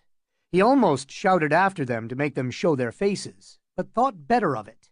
He was alone and unarmed, and half drunk besides. Maybe more than half. He stood there frowning for a moment, then marched back to the hall. Inside, the last course had been served and the frolics had begun. One of Lord Frey's daughters played Two Hearts That Beat as One on the high harp, very badly. Some jugglers flung flaming torches at each other for a while, and some tumblers did cartwheels in the air. Lord Frey's nephew began to sing The Bear and the Maiden Fair, while Ser Kirby Pym beat out time upon the table with a wooden spoon. Others joined in until the whole hall was bellowing, a bear, all black and brown and covered with hair." Lord Caswell passed out at the table with his face in a puddle of wine, and Lady Verwell began to weep. though no one was quite certain as to the cause of her distress. All the while the wine kept flowing. The rich arbor reds gave way to local vintages, or so the fiddler said. If truth be told, Dunk could not tell the difference. There was Hippocras as well, and he tried a cup of that. It might be a year before I have another. The other hedge knights, fine fellows all, had begun to talk of women they had known. Dunk found himself wondering where Tansel was tonight. He knew where Lady Rohan was, abed at Coldmoat Castle, with old Sir Eustace beside her, snoring through his moustache, so he tried not to think of her. Do they ever think of me? He wondered.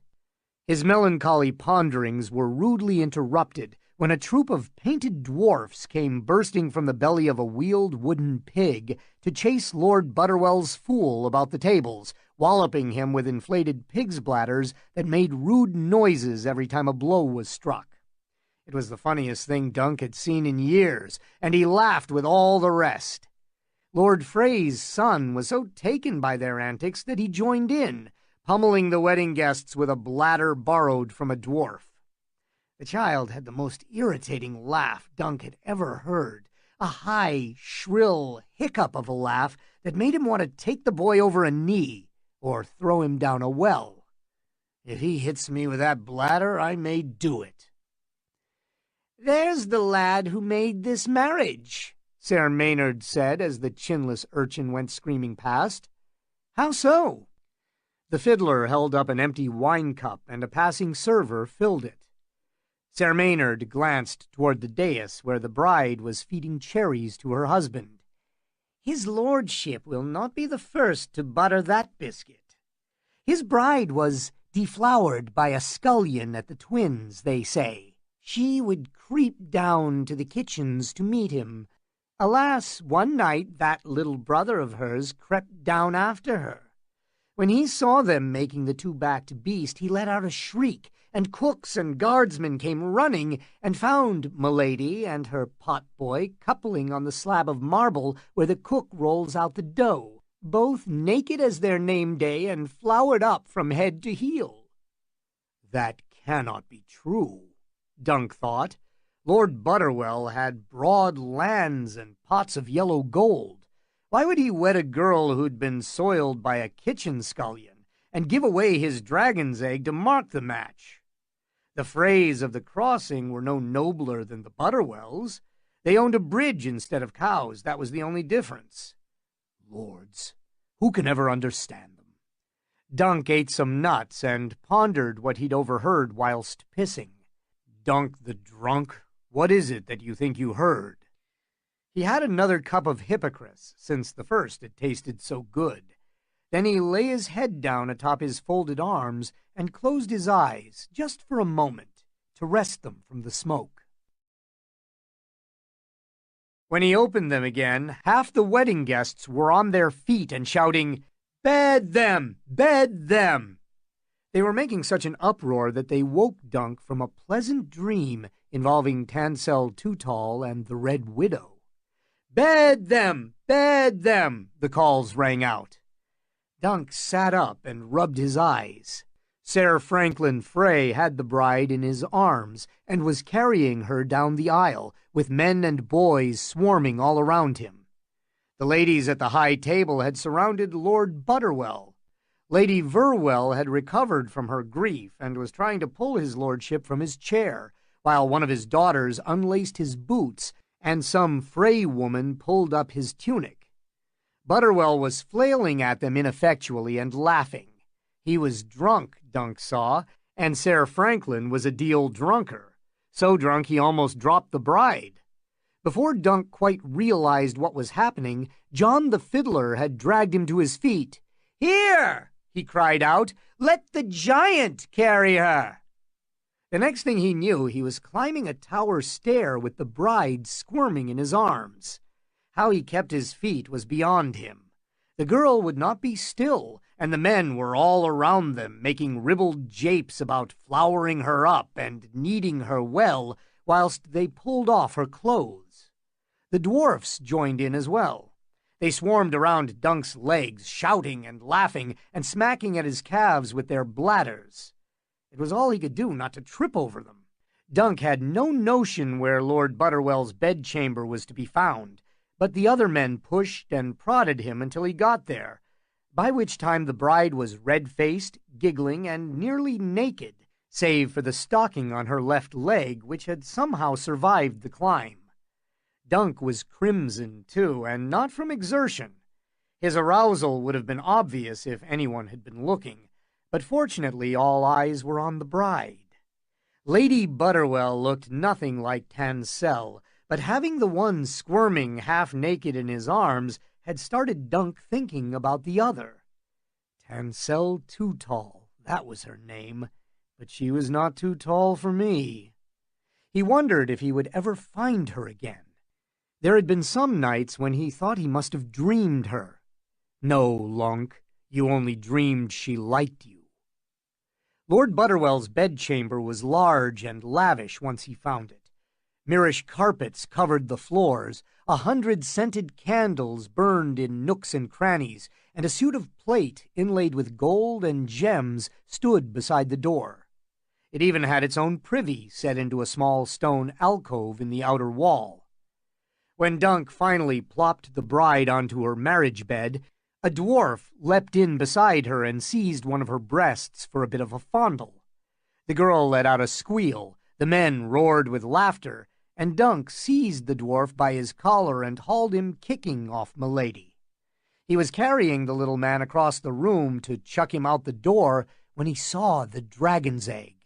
Lord Butterwell had placed it on a black velvet cushion atop a marble plinth. It was much bigger than a hen's egg, though not so big as he'd imagined. Fine red scales covered its surface, shining bright as jewels by the light of lamps and candles. Dunk dropped the dwarf and picked up the egg, just to feel it for a moment. It was heavier than he'd expected. You could smash a man's head with this and never crack the shell. The scales were smooth beneath his fingers, and the deep, rich red seemed to shimmer as he turned the egg in his hands. Blood and flame, he thought, but there were gold flecks in it as well, and whirls of midnight black. "Here, you! What do you think you're doing, sir?" A knight he did not know was glaring at him, a big man with a coal-black beard and boils, but it was the voice that made him blink. A deep voice, thick with anger. It was him, the man with Peak, Dunk realized as the man said, "Put that down. I'll thank you to keep your greasy fingers off his lordship's treasures, or by the 7 you shall wish you had." The other knight was not near so drunk as Dunk, so it seemed wise to do as he said. He put the egg back on its pillow very carefully and wiped his fingers on his sleeve. "I meant no harm, sir." Dunk the Lunk, thick as a castle wall. Then he shoved past the man with the black beard and out the door.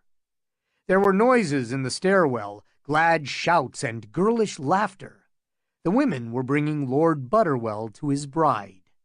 Dunk had no wish to encounter them, so he went up instead of down, and found himself on the tower roof beneath the stars, with the pale castle glimmering in the moonlight all around him. He was feeling dizzy from the wine, so he leaned against a parapet. Am I going to be sick? Why did he go and touch the dragon's egg? He remembered Tanselle's puppet show and the wooden dragon that had started all the trouble there at Ashford. The memory made Dunk feel guilty, as it always did. 3 good men dead to save a hedge knight's foot. It made no sense, and never had. Take a lesson from that, Lunk.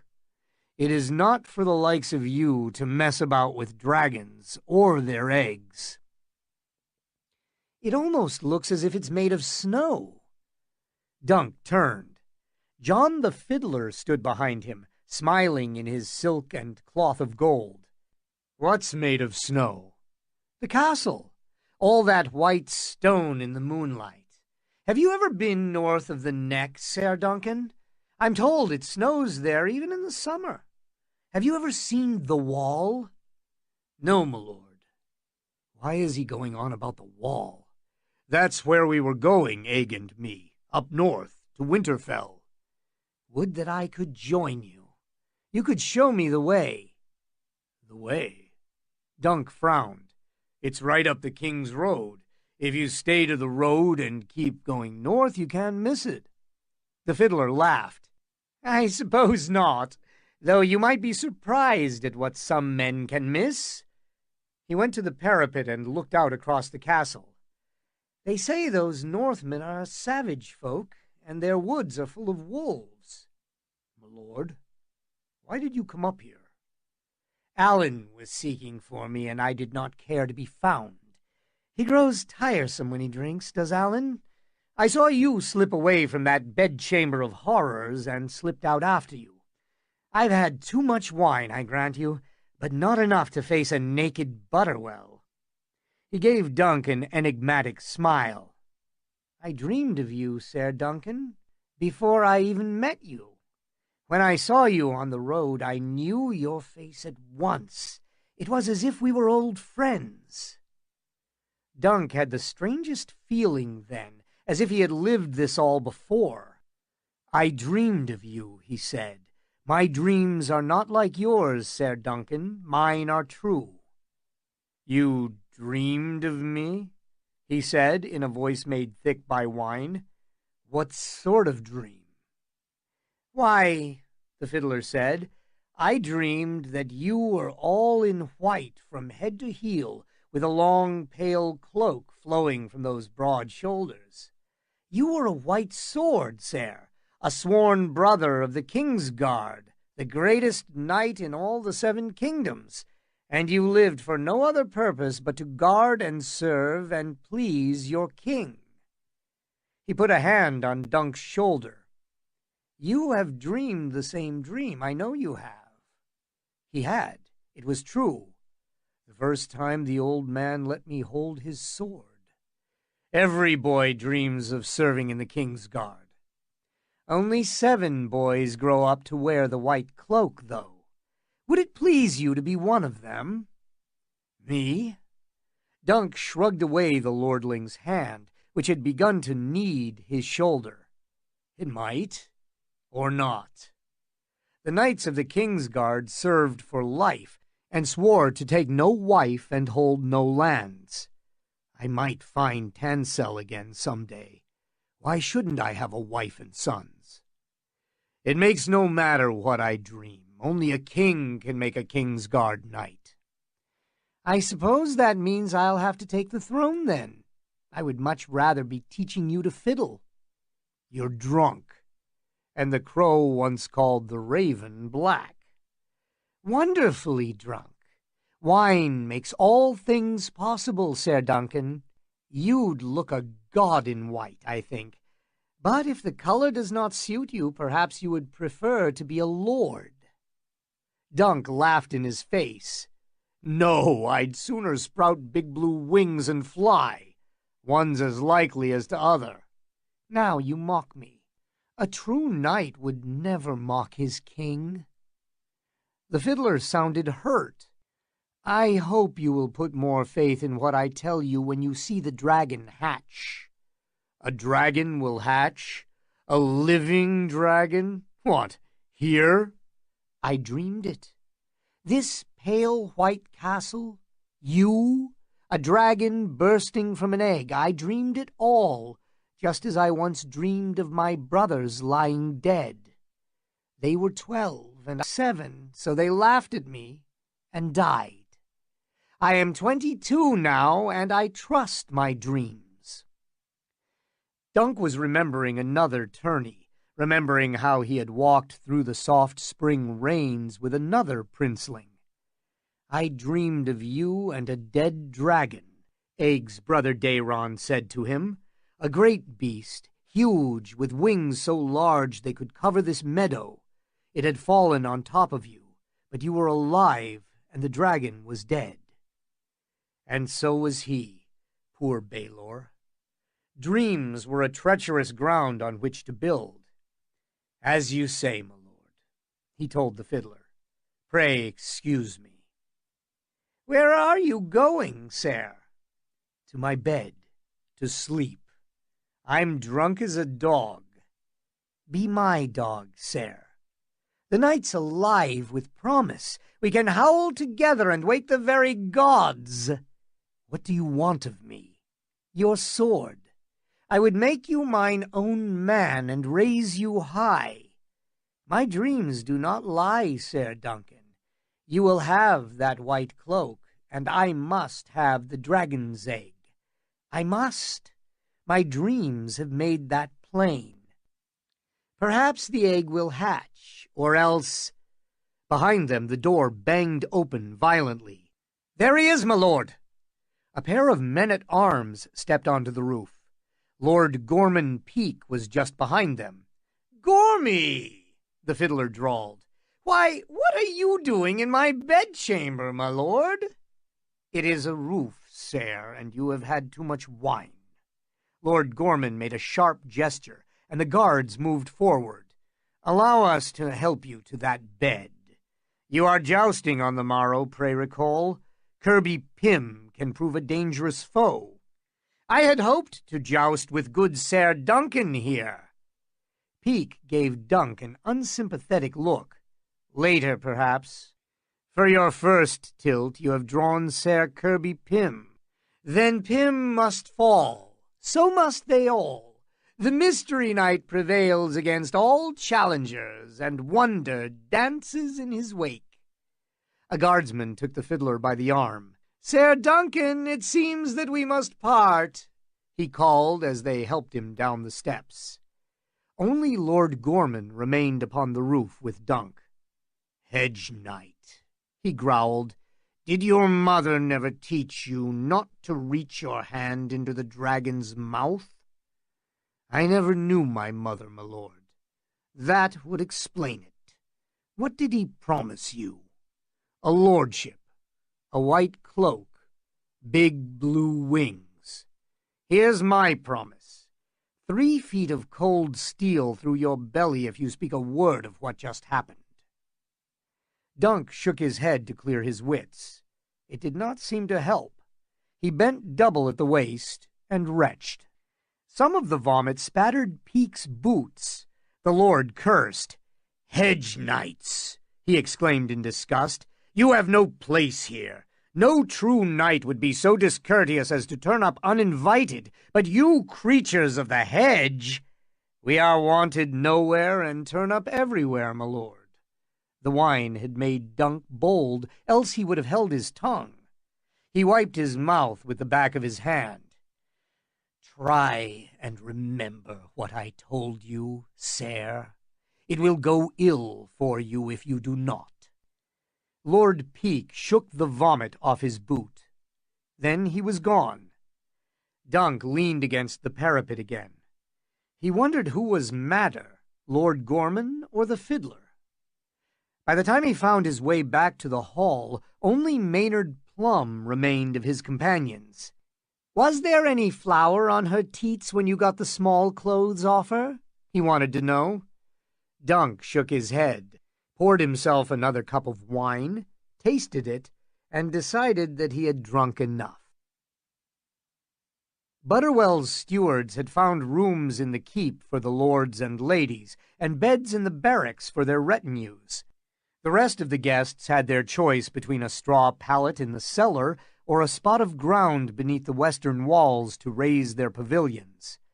The modest sailcloth tent Dunk had acquired in Stony Sept was no pavilion, but it kept the rain and sun off. Some of his neighbors were still awake, the silken walls of their pavilions glowing like colored lanterns in the night. Laughter came from inside a blue pavilion covered with sunflowers, and the sounds of love from one striped in white and purple. Egg had set up their own tent a bit apart from the others. Maester and the 2 horses were hobbled nearby, and Dunk's arms and armor had been neatly stacked against the castle walls.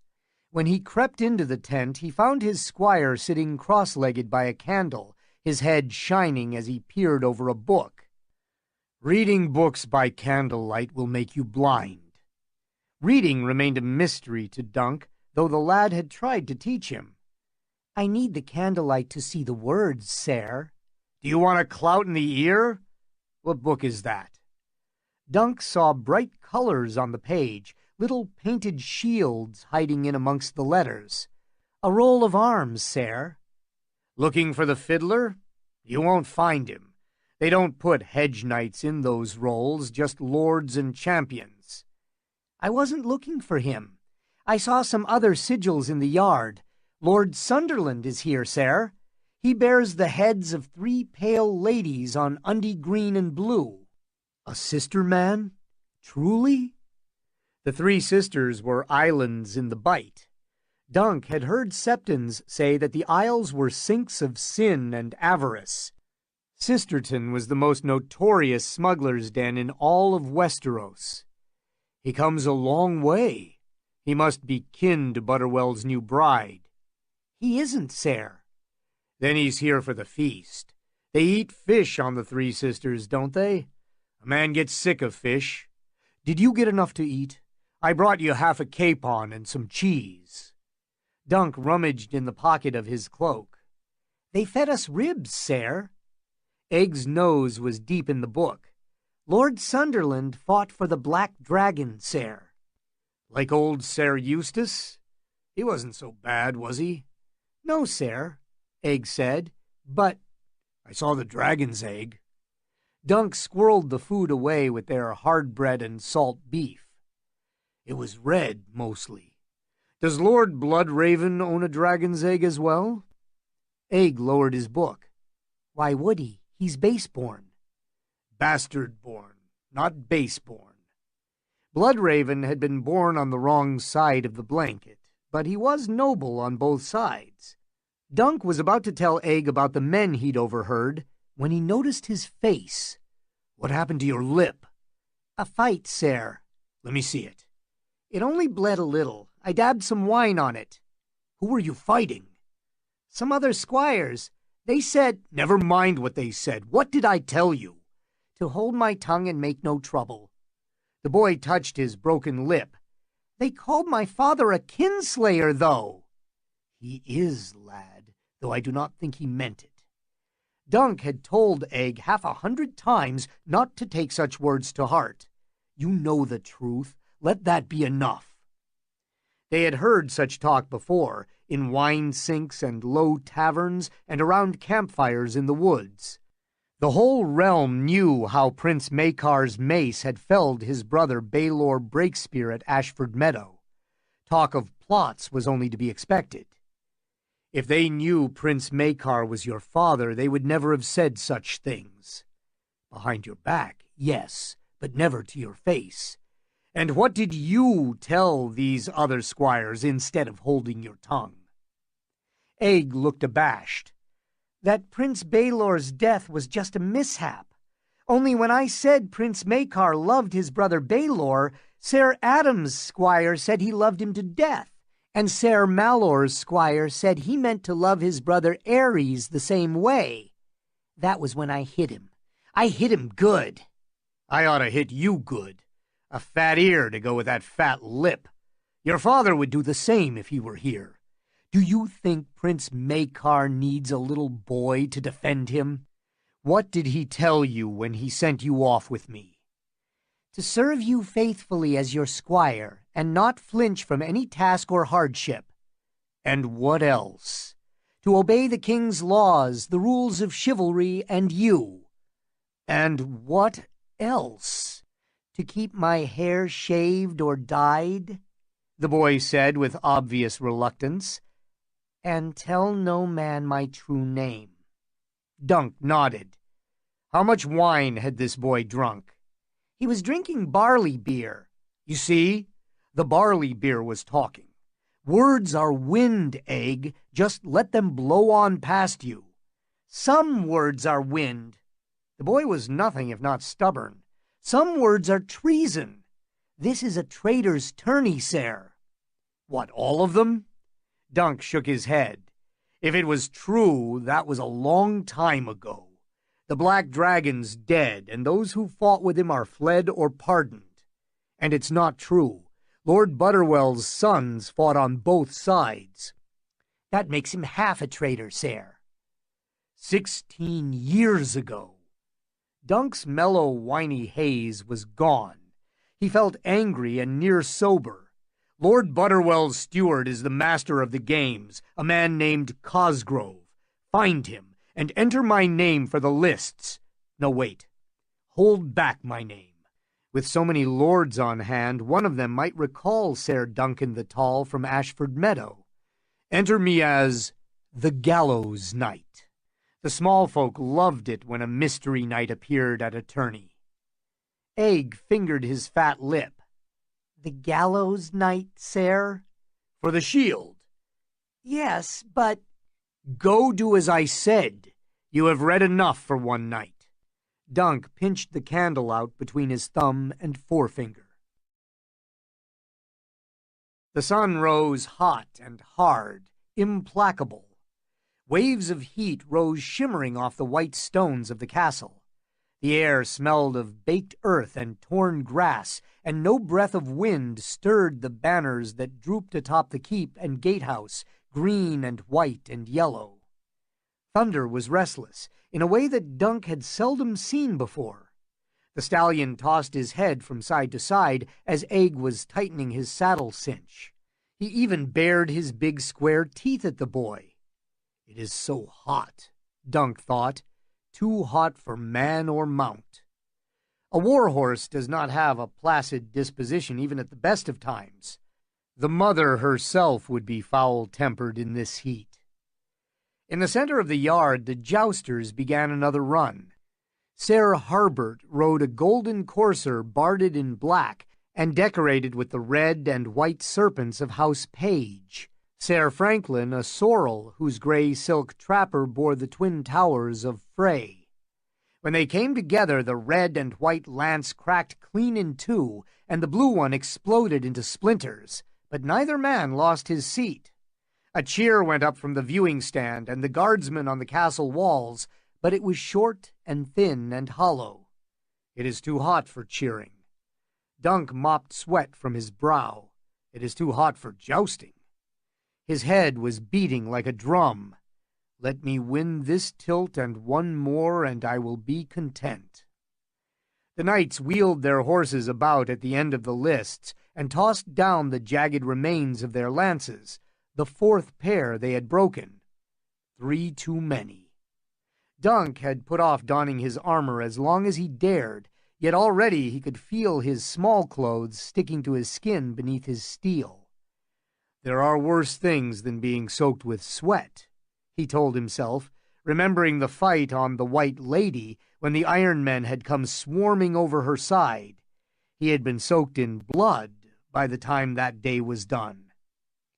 Fresh lances in hand, Page and Frey put their spurs into their mounts once again. Clods of cracked, dry earth sprayed back from beneath their horses' hooves with every stride. The crack of the lances breaking made Dunk wince. Too much wine last night, and too much food.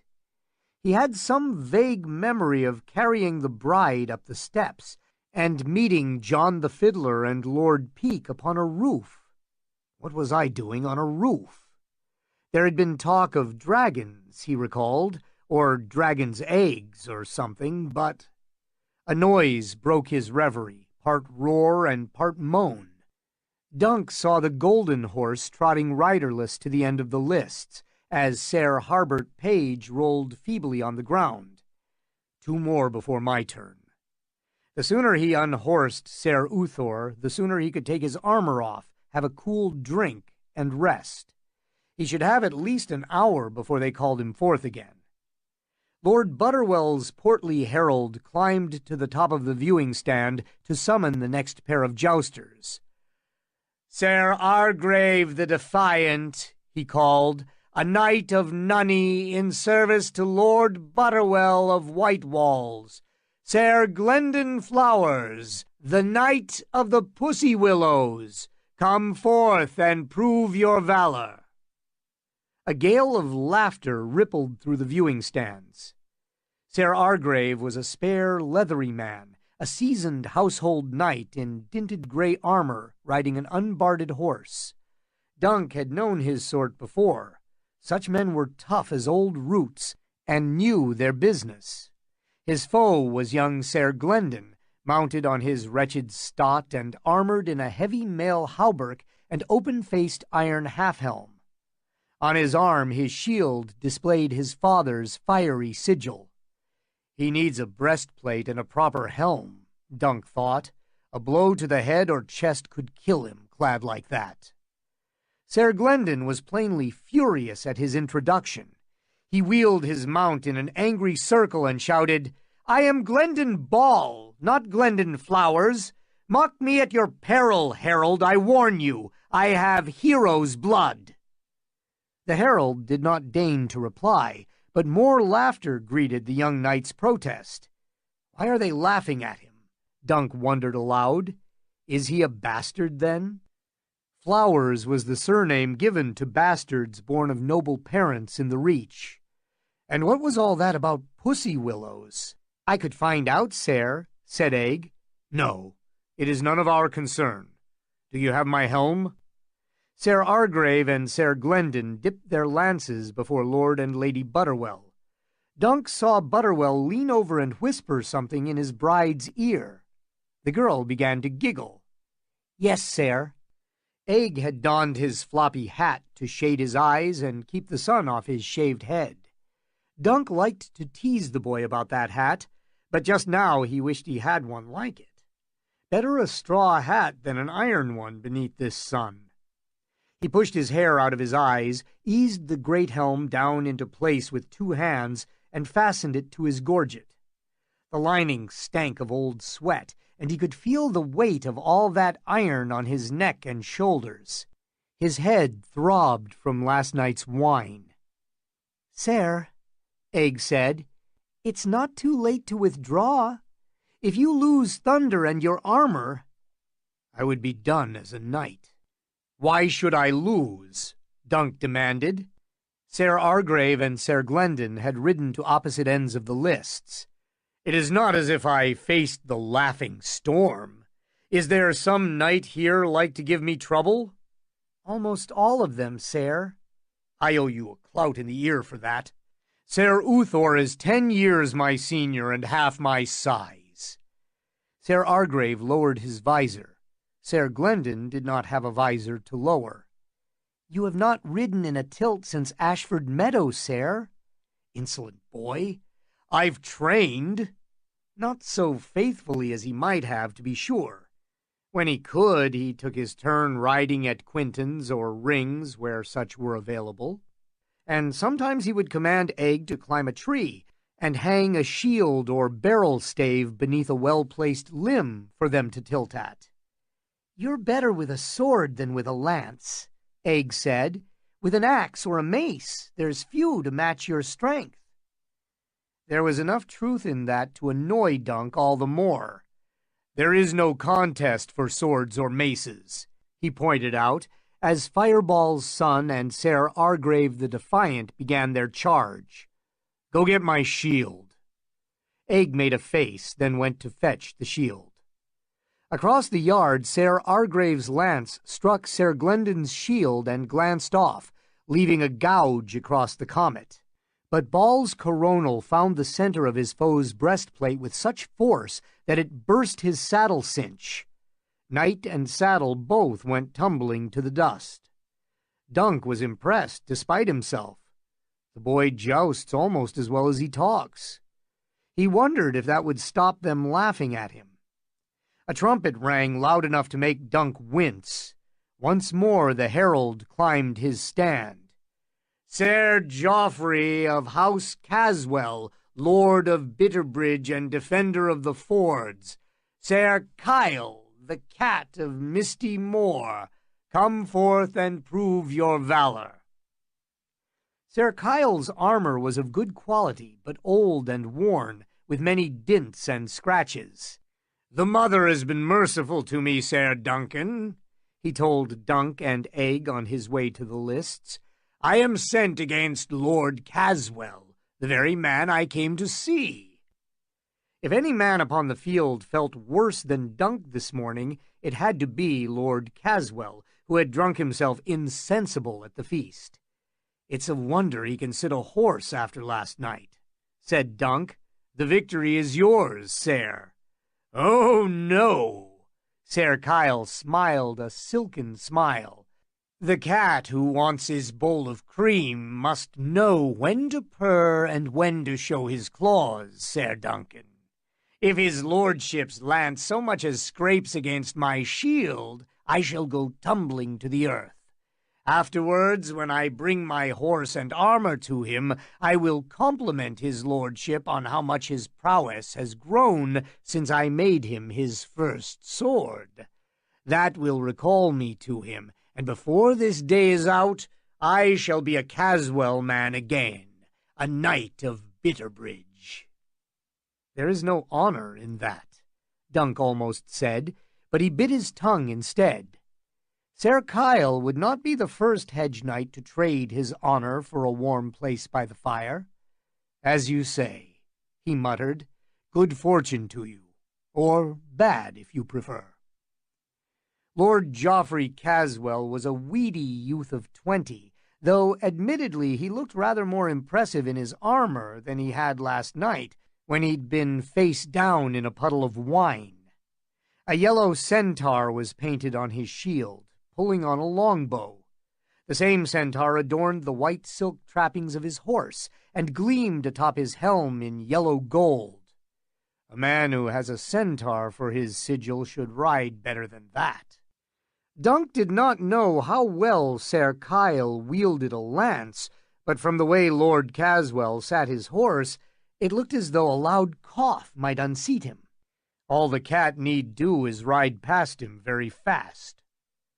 Egg held Thunder's bridle as Dunk swung himself ponderously up into the high, stiff saddle. As he sat there waiting, he could feel the eyes upon him. They are wondering if the big hedge knight is any good. Dunk wondered that himself. He would find out soon enough. The cat of Misty Moor was true to his word.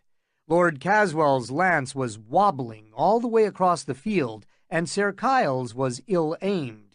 Neither man got his horse up past a trot. All the same, the cat went tumbling when Lord Joffrey's coronal chanced to whack his shoulder.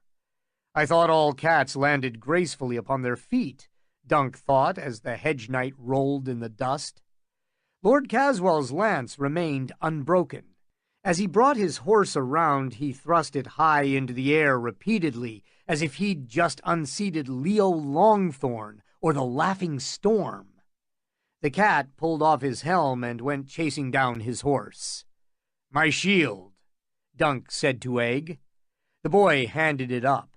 He slipped his left arm through the strap and closed his hand around the grip. The weight of the kite shield was reassuring, though its length made it awkward to handle, and seeing the hanged man once again gave him an uneasy feeling. Those are ill-omened arms. He resolved to get the shield repainted as soon as he could. "May the warrior grant me a smooth course and a quick victory," he prayed, as Butterwell's herald was clambering up the steps once more.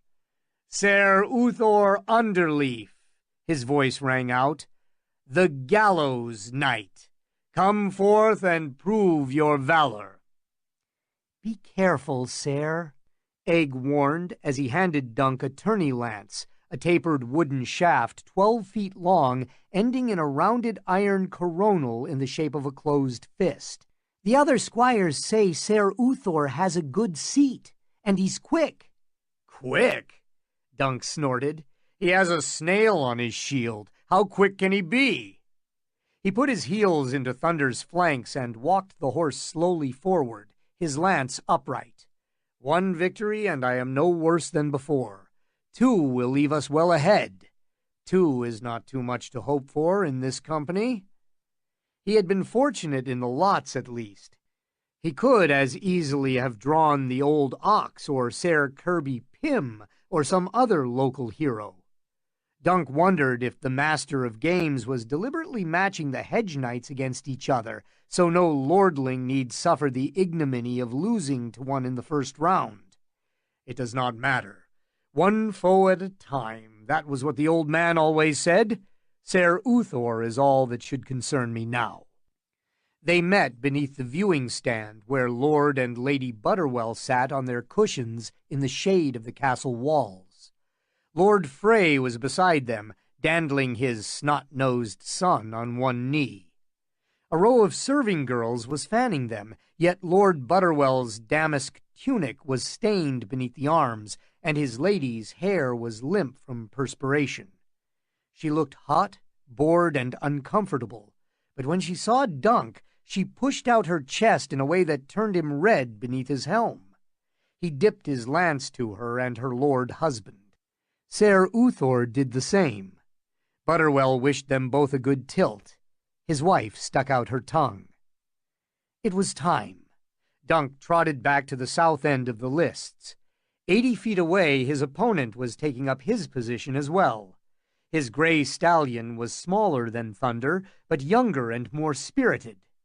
Ser Uthor wore green enamel plate and silvery chainmail. Streamers of green and gray silk flowed from his rounded bassinet, and his green shield bore a silver snail. Good armor and a good horse means a good ransom if I unseat him. A trumpet sounded. Thunder started forward at a slow trot. Dunk swung his lance to the left and brought it down so it angled across the horse's head and the wooden barrier between him and his foe. His shield protected the left side of his body. He crouched forward, legs tightening as Thunder drove down the lists. We are one, man, horse, lance. We are one beast of blood and wood and iron. Ser Uthor was charging hard, clouds of dust kicking up from the hooves of his gray. With 40 yards between them, Dunk spurred Thunder to a gallop and aimed the point of his lance squarely at the silver snail.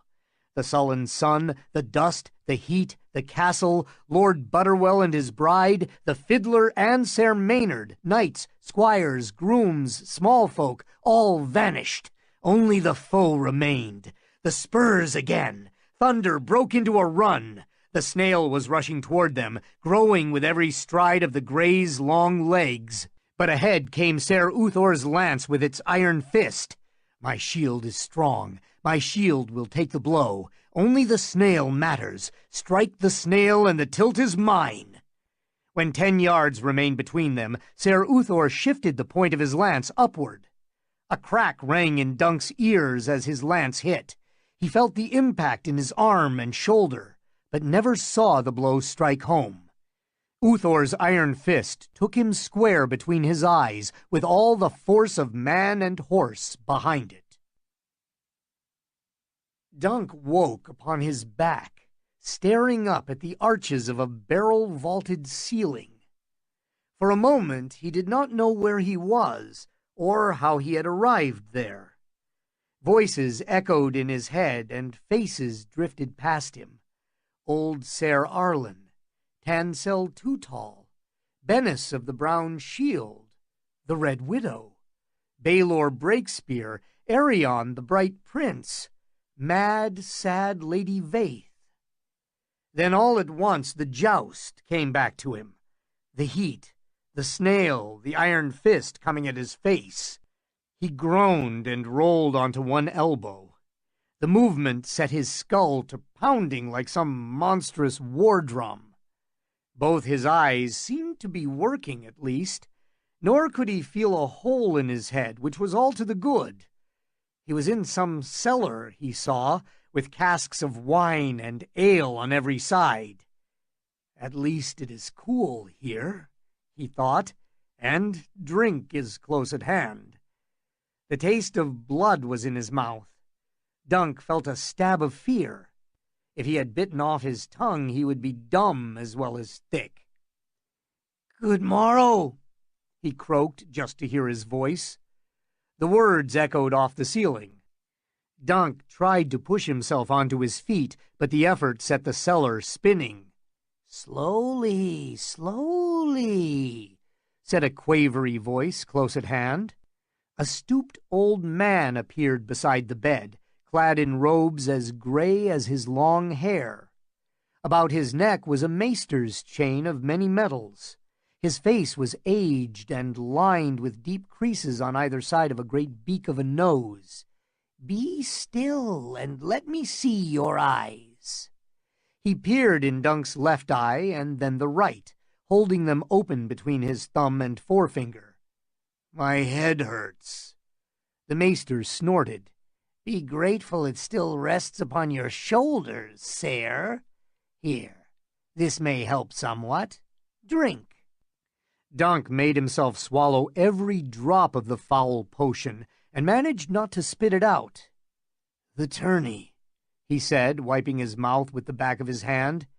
Tell me, what's happened? The same foolishness that always happens in these affrays. Men have been knocking each other off horses with sticks. Lord Smallwood's nephew broke his wrist, and Sir Eden Risley's leg was crushed beneath his horse. But no one has been killed thus far, though I had my fears for you, sir. Was I unhorsed? His head still felt as though it were stuffed full of wool, else he would never have asked such a stupid question. Dunk regretted it the instant the words were out.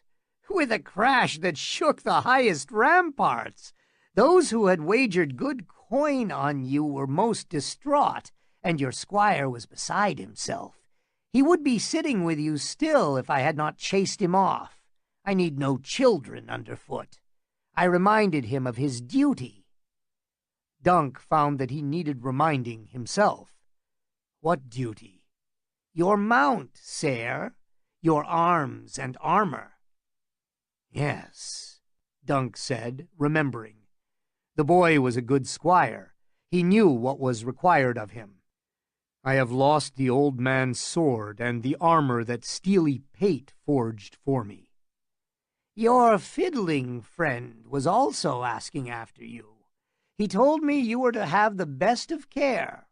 I threw him out as well. How long have you been tending me? Dunk flexed the fingers of his sword hand. All of them still seemed to work. Only my head's hurt, and Sir Arlen used to say I never used that anyway. 4 hours by the sundial. 4 hours was not so bad. He had once heard tale of a knight struck so hard that he slept for 40 years and woke to find himself old and withered. Do you know if Sir Uthor won his second tilt? Maybe the snail would win the tourney. It would take some sting from the defeat if Dunk could tell himself that he had lost to the best knight in the field. That one? Indeed he did, against Sir Adam Frey, cousin to the bride, and a promising young lance. Her ladyship fainted when Sir Adam fell. She had to be helped back to her chambers. Dunk forced himself to his feet, reeling as he rose, but the maester helped to steady him. Where are my clothes? I must go. I must. If you cannot recall, it cannot be so very urgent. The maester made an irritated motion. I would suggest that you avoid rich foods, strong drink, and further blows between your eyes. But I learned long ago that knights are deaf to sense. Go, go! I have other fools to tend. Outside, Dunk glimpsed a hawk soaring in wide circles through the bright blue sky. He envied him. A few clouds were gathering to the east, dark as Dunk's mood. As he found his way back to the tilting ground, the sun beat down on his head like a hammer on an anvil. The earth seemed to move beneath his feet, or it might just be that he was swaying. He had almost fallen twice climbing the cellar steps. I should have heeded Egg. He made his slow way across the outer ward, around the fringes of the crowd. Out on the field, plump Lord Alan Cockshaw was limping off between two squires, the latest conquest of young Glendon Ball. A third squire held his helm, its 3 proud feathers broken. Sir John the Fiddler, the herald cried, Sir Franklin of House Frey, a knight of the twins, sworn to the Lord of the Crossing, come forth and prove your valor. Dunk could only stand and watch as the fiddler's big black trotted onto the field in a swirl of blue silk and golden swords and fiddles. His breastplate was enameled blue as well, as were his poleans, couter, greaves, and gorget. The ring-mail underneath was gilded. Sir Franklin rode a dapple gray with a flowing silver mane to match the gray of his silks and the silver of his armor. On shield and surcoat and horse trappings he bore the twin towers of Frey. They charged and charged again. Dunk stood watching but saw none of it. Dunk the Lunk, thick as a castle wall, he chided himself. He had a snail upon his shield. How could you lose to a man with a snail upon his shield? There was cheering all around him. When Dunk looked up, he saw that Franklin Frey was down. The fiddler had dismounted to help his fallen foe back to his feet. He is one step closer to his dragon's egg, Dunk thought, and where am I? As he approached the postern gate, Dunk came upon the company of dwarfs from last night's feast preparing to take their leave. They were hitching ponies to their wheeled wooden pig and a second wain of more conventional design. There were 6 of them, he saw, each smaller and more malformed than the last. A few might have been children, but they were all so short that it was hard to tell. In daylight, dressed in horsehide breeches and rough-spun hooded cloaks, they seemed less jolly than they had in motley. "Good morrow to you," Dunk said to be courteous. "Are you for the road? There's clouds to the east, could mean rain." The only answer that he got was a glare from the ugliest dwarf. Was he the one I pulled off Lady Butterwell last night? Up close, the little man smelled like a privy. One whiff was enough to make Dunk hasten his steps. The walk across the milk-house seemed to take Dunk as long as it had once taken him and Egg to cross the sands of Dorne. He kept a wall beside him, and from time to time he leaned on it. Every time he turned his head, the world would swim. A drink, he thought. I need a drink of water, or else I'm like to fall. A passing groom told him where to find the nearest well. It was there that he discovered Kyle the cat talking quietly with Maynard Plum. Sir Kyle's shoulders were slumped in dejection, but he looked up at Dunk's approach. "Sir Duncan, we heard that you were dead or dying." Dunk rubbed his temples. "I only wish I were." "I know the feeling well," Sir Kyle sighed. "Lord Caswell did not know me. When I told him how I carved his first sword, he stared at me as if I'd lost my wits. He said there was no place at Bitterbridge for knights as feeble as I had shown myself to be." The cat gave a bitter laugh. "He took my arms and armor, though, my mount as well. What will I do?" Dunk had no answer for him. Even a free rider required a horse to ride. Sellswords must have swords to sell. "You will find another horse," Dunk said as he drew the bucket up. "The 7 kingdoms are full of horses. You will find some other lord to arm you." He cupped his hands, filled them with water, drank. "Some other lord, aye. Do you know of one? I am not so young and strong as you, nor so big. Big men are always in demand. Lord Butterwell likes his knights large, for one. Look at that Tom Heddle. Have you seen him joust? He has overthrown every man he's faced. Fireball's lad has done the same, though. The fiddler as well. Would that he had been the one to unhorse me. He refuses to take ransoms.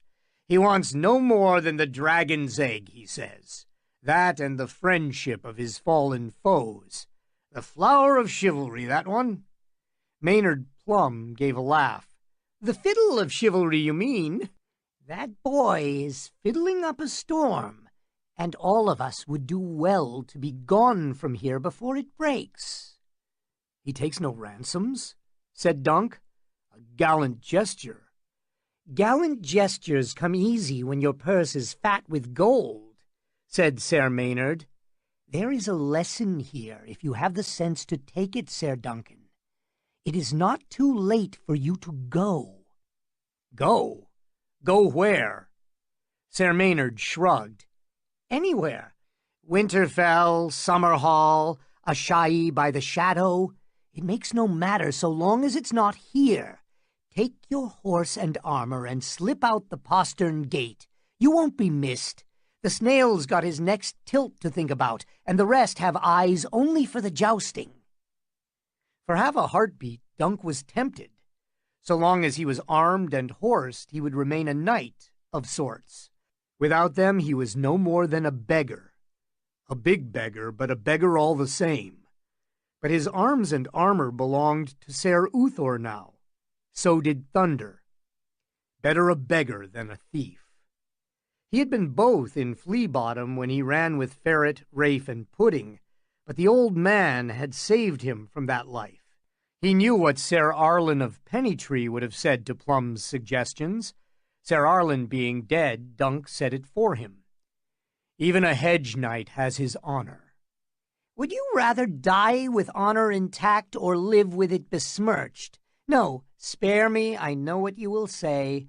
Take your boy and flee, gallows knight, before your arms become your destiny. Dunk bristled. How would you know my destiny? Have a dream, like John the Fiddler? What do you know of egg? I know that eggs do well to stay out of frying pans, said Plum. White Walls is not a healthy place for the boy. How did you fare in your own tilt, sir? Dunk asked him. Oh, I did not chance the lists. The omens had gone sour. Who do you imagine is going to claim the dragon's egg, pray? Not me, Dunk thought. The seven know, I don't. Venture a guess, sir. You have 2 eyes. He thought a moment. The fiddler? Very good. Would you care to explain your reasoning? I have a feeling. So do I, said Maynard Plum. A bad feeling for any man or boy unwise enough to stand in our fiddler's way. Egg was brushing Thunder's coat outside their tent, but his eyes were far away. The boy has taken my fall hard. Enough, Dunk called. Any more and Thunder will be as bald as you. Sir? Egg dropped the brush. I knew no stupid snail could kill you, sir. He threw his arms around him. Dunk swiped the boy's floppy straw hat and put it on his own head. The maester said you made off with my armor. Egg snatched back his hat indignantly. I've scoured your mail and polished your greaves, gorget, and breastplate, sir, but your helm is cracked and dinted where Ser Uthor's coronal struck. You'll need to have it hammered out by an armorer. Let Ser Uthor have it hammered out. It's his now. No horse, no sword, no armor. Perhaps those dwarfs would let me join their troop. That would be a funny sight. 6 dwarfs pummeling a giant with pig bladders. Thunder is his, too. Come, we'll take them to him and wish him well in the rest of his tilts. Now, sir? Aren't you going to ransom Thunder? With what, lad? Pebbles and sheep pellets? I thought about that, sir. If you could borrow... Dunk cut him off. No one will lend me that much coin, Egg. Why should they? What am I but some great oaf who called himself a knight until some snail with a stick near stove his head in? Well, said Egg, you could have rein, sir. I'll go back to riding maester. We'll go to Summerhall. You can take service in my father's household. His stables are full of horses. You could have a destrier and a palfrey, too. Egg meant well, but Dunk could not go cringing back to Summerhall. Not that way, penniless and beaten, seeking service without so much as a sword to offer. Lad, he said, that's good of you. But I want no crumbs from your Lord Father's table, or from his stables neither. Might be it's time we parted ways. Dunk could always slink off to join the city watch in Lannisport or Old Town. They liked big men for that. I've bumped my bean on every beam in every inn from Lannisport to King's Landing. Might be it's time my size earned me a bit of coin instead of just a lumpy head. But watchmen did not have squires. I've taught you what I could, and that was little enough. You'll do better with a proper master-at-arms to see to your training, some fierce old knight who knows which end of the lance to hold. I don't want a proper master-at-arms, Egg said. I want you. What if I used my... No, none of that. I will not hear it. Go gather up my arms. We will present them to Ser Uthor with my compliments. Hard things only grow harder if you put them off. Egg kicked the ground, his face as droopy as his big straw hat. Aye, sir, as you say. From the outside, Ser Uthor's tent was very plain, a large square box of dun-colored sailcloth staked to the ground with hempen ropes. A silver snail adorned the center pole above a long gray pennon, but that was the only decoration. Wait here, Dunk told Egg. The boy had hold of Thunder's lead. The big brown destrier was laden with Dunk's arms and armor, even to his new old shield. The Gallows Knight. What a dismal mystery knight I proved to be. I won't be long. He ducked his head and stooped to shoulder through the flap.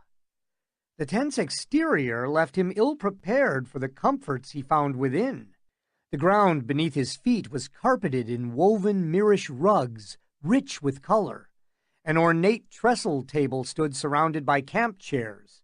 The feather bed was covered with soft cushions, and an iron brazier burned perfumed incense. Ser Uthor sat at the table, a pile of gold and silver before him, and a flagon of wine at his elbow, counting coins with his squire, a gawky fellow close in age to Dunk. From time to time the snail would bite a coin or set one aside. "I see I still have much to teach you, Will," Dunk heard him say. "This coin has been clipped, the other shaved. And this one?" A gold piece danced across his fingers. "Look at the coins before taking them. Here, tell me what you see." The dragon spun through the air. Will tried to catch it, but it bounced off his fingers and fell to the ground. He had to get down on his knees to find it. When he did, he turned it over twice before saying, "This one's good, my lord. There's a dragon on the one side and a king on the other." Underleaf glanced toward Dunk. "The Hanged Man. It's good to see you moving about, sir. I feared I'd killed you.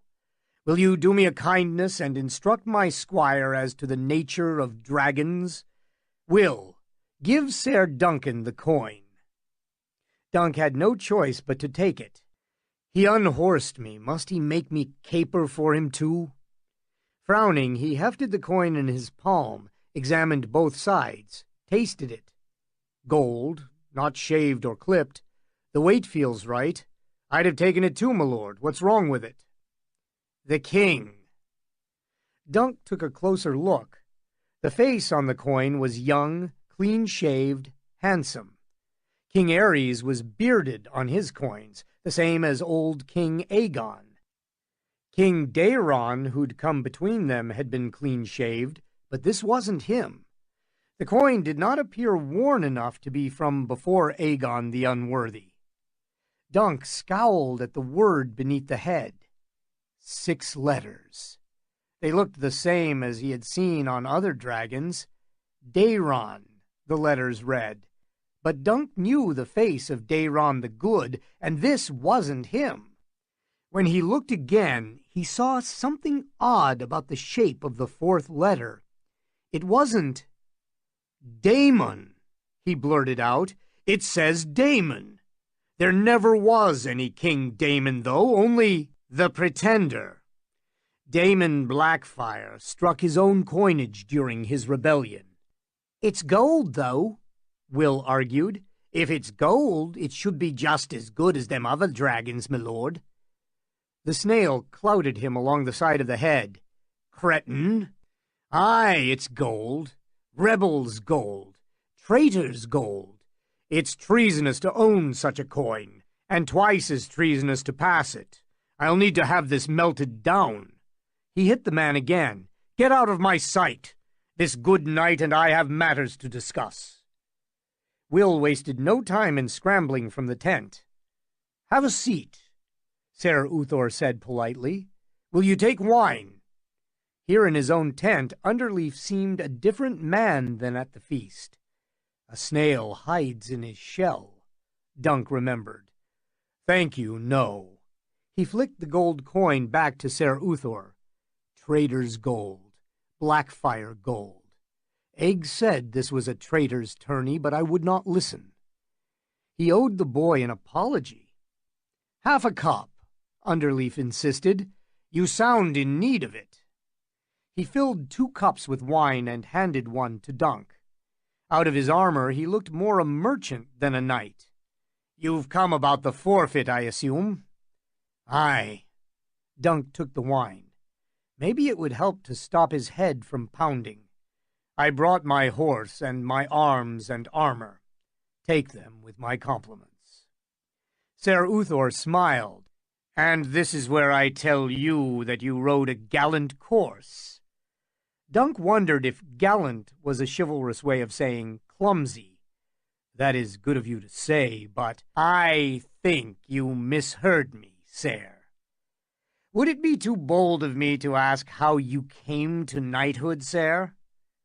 "Ser Arlen of Pennytree found me in Flea Bottom chasing pigs. His old squire had been slain on the red grass field, so he needed someone to tend his mount and clean his mail. He promised he would teach me sword and lance and how to ride a horse if I would come and serve him. So I did." "A charming tale. Though if I were you, I would leave out the part about the pigs. Pray, where is your Ser Arlen now?" "He died. I buried him." "I see. Did you take him home to Pennytree?" "I didn't know where it was." Dunk had never seen the old man's Pennytree. Ser Arlen seldom spoke of it, no more than Dunk was wont to speak of Flea Bottom. "I buried him on a hillside facing west, so he could see the sun go down." The camp chair creaked alarmingly beneath his weight. Ser Uthor resumed his seat.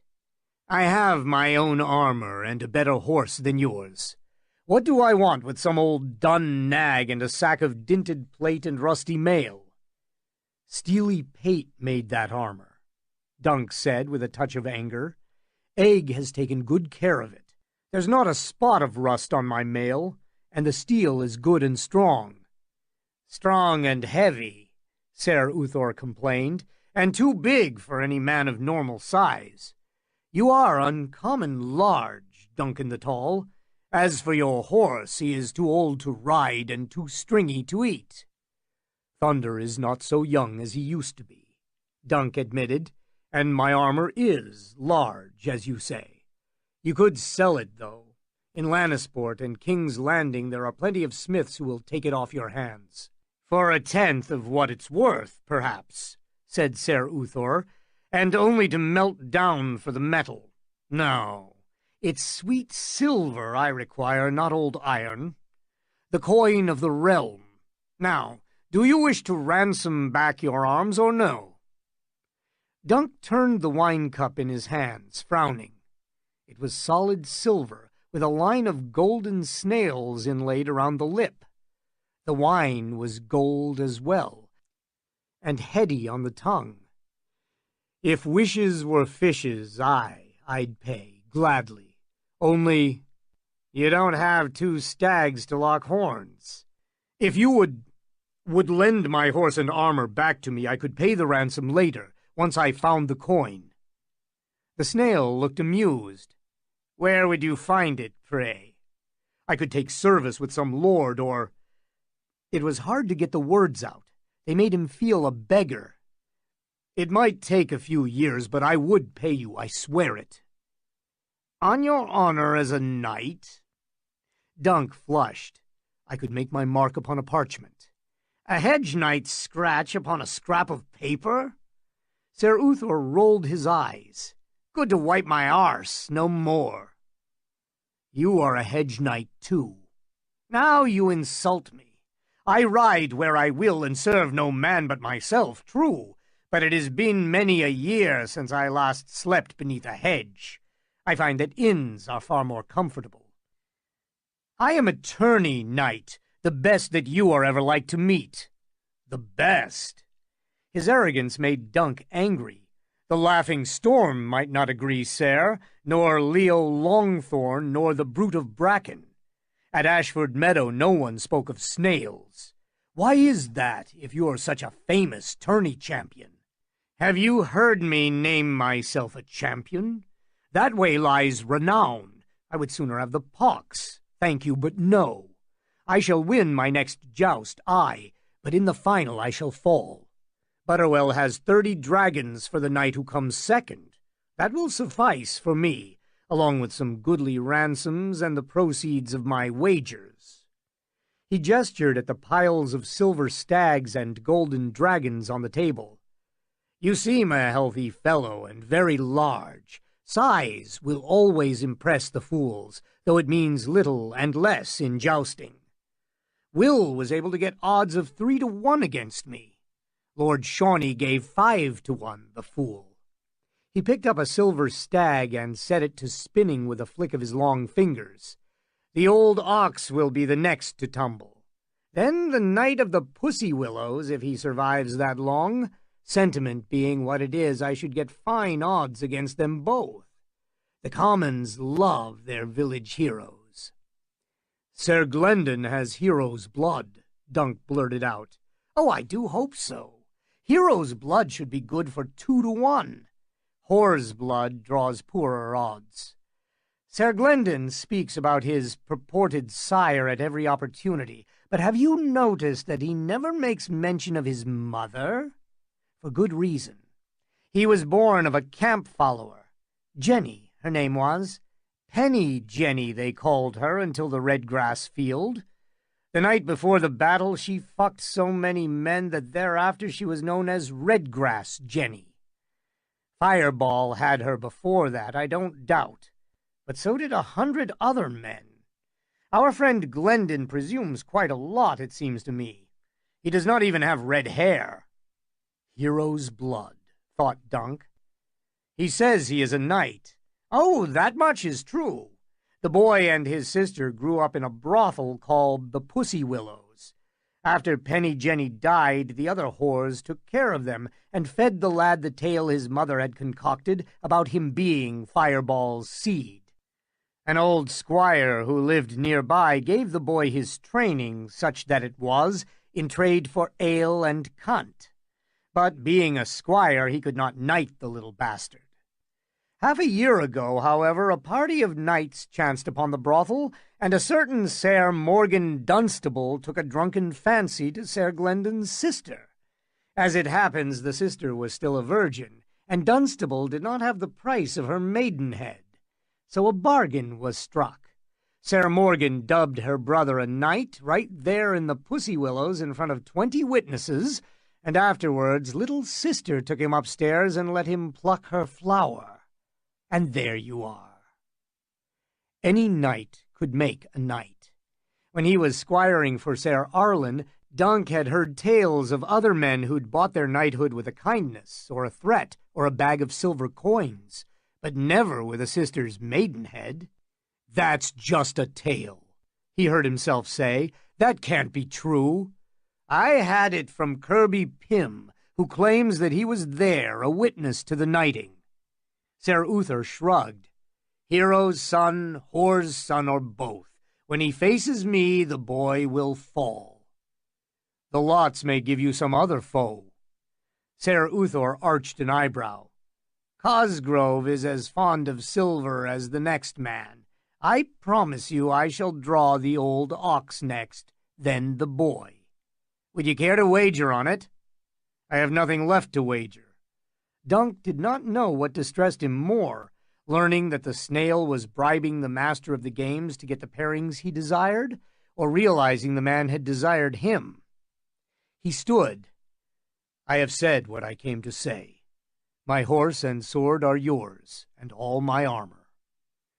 The snail steepled his fingers. Perhaps there is another way. You are not entirely without your talents. You fall most splendidly.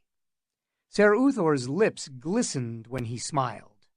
I will lend you back your steed and armor, if you enter my service. Service? Dunk did not understand. What sort of service? You have a squire. Do you need to garrison some castle? I might if I had a castle. If truth be told, I prefer a good inn. Castles cost too much to maintain. No, the service I would require of you is that you face me in a few more tourneys. 20 should suffice. You can do that, surely.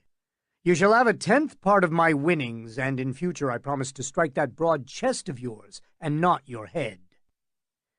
You'd have me travel about with you to be unhorsed?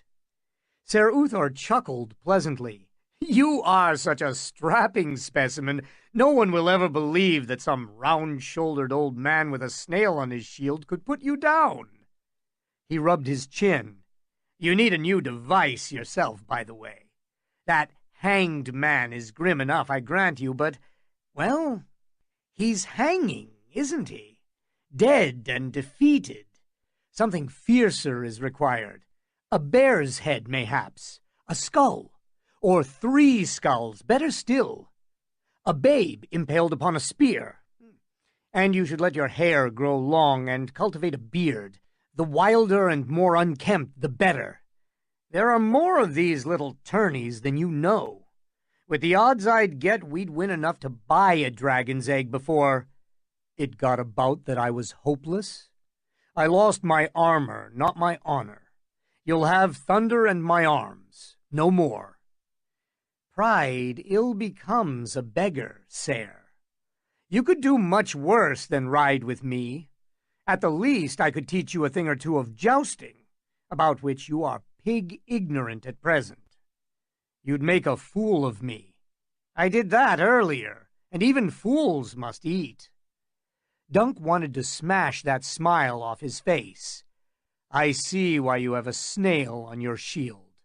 You are no true knight. Spoken like a true oaf. Are you so blind you cannot see your danger? Ser Uthor put his cup aside. Do you know why I struck you where I did, sir? He got to his feet and touched Dunk lightly in the center of his chest. A coronal placed here would have put you on the ground just as quickly. The head is a smaller target. The blow is more difficult to land, though more likely to be mortal. I was paid to strike you there. Paid? Dunk backed away from him. What do you mean? 6 dragons tendered in advance, 4 more promised when you died. A paltry sum for a knight's life. Be thankful for that. Had more been offered, I might have put the point of my lance through your eye slit. Dunk felt dizzy again. Why would someone pay to have me killed? I've done no harm to any man at White Walls. Surely no one hated him that much but Aeg's brother Aerion, and the Bright Prince was in exile across the narrow sea. Who paid you?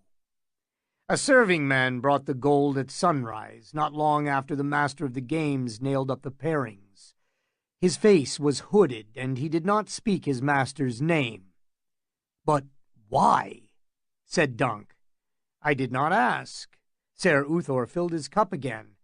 I think you have more enemies than you know, Ser Duncan. How not? There are some who would say you were the cause of all our woes. Dunk felt a cold hand on his heart. Say what you mean. The snail shrugged. I may not have been at Ashford Meadow, but jousting is my bread and salt. I follow tourneys from afar as faithfully as the maesters follow stars. I know how a certain hedge knight became the cause of a trial of 7 at Ashford Meadow, resulting in the death of Baelor Breakspear at his brother Makar's hand. Ser Uthor seated himself and stretched his legs out. Prince Baelor was well loved. The Bright Prince had friends as well, friends who will not have forgotten the cause of his exile. Think on my offer, Ser. The snail may leave a trail of slime behind him, but a little slime will do a man no harm, whilst if you dance with dragons, you must expect to burn. The day seemed darker when Dunk stepped from the snail's tent. The clouds in the east had grown bigger and blacker, and the sun was sinking to the west, casting long shadows across the yard. Dunk found the squire Will inspecting Thunder's feet. "Where's Egg?" he asked of him. "The bald boy? How would I know? Run off somewhere." He could not bear to say farewell to Thunder, Dunk decided. He'll be back at the tent with his books. He wasn't, though. The books were there, bundled neatly in a stack beside Egg's bedroll, but of the boy there was no sign. Something was wrong here. Dunk could feel it. It was not like Egg to wander off without his leave. A pair of grizzled men-at-arms were drinking barley beer outside a striped pavilion a few feet away. "Well, bugger that, once was enough for me," one muttered. "The grass was green when the sun come up, He broke off when the other man gave him a nudge, and only then took note of Dunk. "Sir, have you seen my squire? Egg, he's called." The man scratched at the gray stubble underneath one ear. "I remember him. Less hair than me, and a mouth 3 times his size. Some of the other lads shoved him about a bit, but that was last night. I've not seen him since, sir." "Scared him off," said his companion. Dunk gave that one a hard look. "If he comes back, tell him to wait for me here." "Aye, sir, that we will." Might be he just went to watch the jousts. Dunk headed back toward the tilting grounds.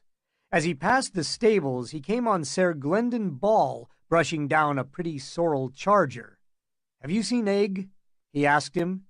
"He ran past a few moments ago." Ser Glendon pulled a carrot from his pocket and fed it to the sorrel. "Do you like my new horse? Lord Costain sent his squire to ransom her, but I told him to save his gold. I mean to keep her for my own."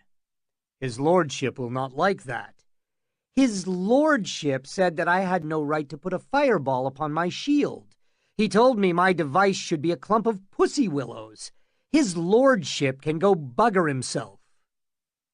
Dunk could not help but smile. He had supped at that same table himself, choking down the same bitter dishes as served up by the likes of the Bright Prince and Ser Stefan Fossaway. He felt a certain kinship with the prickly young knight. "For all I know, my mother was a whore as well." "How many horses have you won?" Ser Glendon shrugged. "I lost count. Mortimer Boggs still owes me one. He said he'd rather eat his horse than have some whore's bastard riding her. And he took a hammer to his armor before sending it to me. It's full of holes. I suppose I can still get something for the metal." He sounded more sad than angry. "There was a stable by the inn where I was raised. I worked there when I was a boy, and when I could, I'd sneak the horses off while their owners were busy. I was always good with horses. Stotts, roundsies, palfreys, drays, plow horses, war horses. I rode them all, even a Dornish sand steed. This old man I knew taught me how to make my own lances. I thought if I showed them all how good I was, they'd have no choice but to admit I was my father's son. But they won't. Even now, they just won't." "Some never will," Dunk told him. "It doesn't matter what you do. Others, though, they're not all the same. I've met some good ones." He thought a moment. "When the tourney's done, Egg and I mean to go north, take service at Winterfell, and fight for the Starks against the Iron Men. You could come with us." The North was a world all its own, Ser Arlen always said. No one up there was like to know the tale of Penny Jenny and the Knight of the Pussy Willows. No one will laugh at you up there. They will know you only by your blade and judge you by your worth, he thought. Ser Glendon gave him a suspicious look. "Why would I want to do that? Are you telling me I need to run away and hide? No, I just thought 2 swords instead of 1. The roads are not so safe as they once were. That's true enough, the boy said grudgingly. But my father was once promised a place among the King's Guard. I mean to claim the white cloak that he never got to wear. You have as much chance of wearing a white cloak as I do, Dunk almost said. You were born of a camp follower, and I crawled out of the gutters of Flea Bottom. Kings do not heap honor on the likes of you and me. The lad would not have taken kindly to that truth, however. Instead, he said, "Strength to your arm, then." He had not gone more than a few feet when Ser Glendon called after him. "Ser Duncan, wait! I should not have been so sharp. A knight must needs be courteous, my mother used to say." The boy seemed to be struggling for words. "Lord Peake came to see me after my last joust. He offered me a place at Starpike. He said there was a storm coming, the likes of which Westeros had not seen for a generation, that he would need swords and men to wield them, loyal men who knew how to obey." Dunk could hardly believe it. Gorman Peake had made his scorn for hedge knights plain, both on the road and on the roof, but the offer was a generous one. "Peake is a great lord," he said, wary, but not a man that I would trust, I think." "No." The boy flushed. "There was a price. He'd take me into his service, he said, but first I would have to prove my loyalty. He would see that I was paired against his friend the Fiddler next, and he wanted me to swear that I would lose." Dunk believed him. He should have been shocked, he knew, and yet somehow he wasn't. "What did you say?" "I said I might not be able to lose to the Fiddler even if I were trying, that I had already unhorsed much better men than him, that the dragon's egg would be mine before the day was done." Ball smiled feebly. It was not the answer that he wanted. "He called me a fool then, and told me that I had best watch my back. The Fiddler had many friends, he said, and I had none." Dunk put a hand upon his shoulder and squeezed. "You have 1, Ser. 2 once I find egg." The boy looked him in the eye and nodded. It is good to know there are some true knights still. Dunk got his first good look at Ser Tomard Heddle while searching for egg amongst the crowds about the lists. Heavy-set and broad, with a chest like a barrel, Lord Butterwell's good son wore black plate over boiled leather and an ornate helm fashioned in the likeness of some demon, scaled and slavering. His horse was 3 hands taller than Thunder and 2 stones heavier, a monster of a beast armed in a coat of ring-mail. The weight of all that iron made him slow, so Heddle never got up past a canter when the course was run. But that did not prevent him making short work of Ser Clarence Charlton. As Charlton was borne from the field upon a litter, Heddle removed his demonic helm. His head was broad and bald, his beard black and square. Angry red boils festered on his cheek and neck. Dunk knew that face. Heddle was the knight who'd growled at him in the bedchamber when he touched the dragon's egg, the man with the deep voice that he'd heard talking with Lord Peake. A jumble of words came rushing back to him. "Beggar's feast you've laid before us. Is the boy his father's son? Bittersteel. Need the sword. Old Milkblood expects.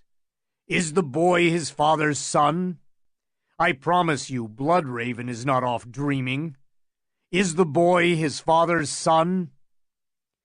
He stared at the viewing stand, wondering if somehow Egg had contrived to take his rightful place among the notables. There was no sign of the boy, however. Butterwell and Frey were missing too, though Butterwell's wife was still in her seat looking bored and restive. That's queer, Dunk reflected. This was Butterwell's castle, his wedding, and Frey was father to his bride. These jousts were in their honor. Where would they have gone? Ser Uthor Underleaf, the herald boomed. A shadow crept across Dunk's face as the sun was swallowed by a cloud. Ser Theomore of House Bulwer, the Old Ox, a knight of Black Crown, come forth and prove your valor. The Old Ox made a fearsome sight in his blood-red armor, with black bull's horns rising from his helm. He needed the help of a brawny squire to get onto his horse, though, and the way his head was always turning as he rode suggested that Ser Maynard had been right about his eye. Still, the man received a lusty cheer as he took the field. Not so the snail, no doubt just as he preferred. On the first pass, both knights struck glancing blows. On the second, the Old Ox snapped his lance on Ser Uthor's shield, while the snail's blow missed entirely. The same thing happened on the third pass, and this time Ser Uthor swayed as if about to fall. He is feigning, Dunk realized. He is drawing the contest out to fatten the odds for next time. He had only to glance around to see Will at work, making wagers for his master. Only then did it occur to him that he might have fattened his own purse with a coin or two upon the snail. Dunk the Lunk, thick as a castle wall. The Old Ox fell on fifth pass, knocked sideways by a coronal that slipped deftly off his shield to take him in the chest. His foot tangled in his stirrup as he fell, and he was dragged 40 yards across the field before his men could get his horse under control. Again the litter came out to bear him to the maester. A few drops of rain began to fall as Bulwer was carried away and darkened his surcoat where they fell. Dunk watched without expression. He was thinking about Egg. What if this secret enemy of mine has got his hands on him? It made as much sense as anything else. The boy is blameless. If someone has a quarrel with me, it should not be him who answers for it. Ser John the Fiddler was being armed for his next tilt when Dunk found him. No fewer than 3 squires were attending him, buckling on his armor and seeing to the trappings of his horse, whilst Lord Alan Cockshaw sat nearby drinking watered wine and looking bruised and peevish. When he caught sight of Dunk, Lord Alan sputtered, dribbling wine upon his chest.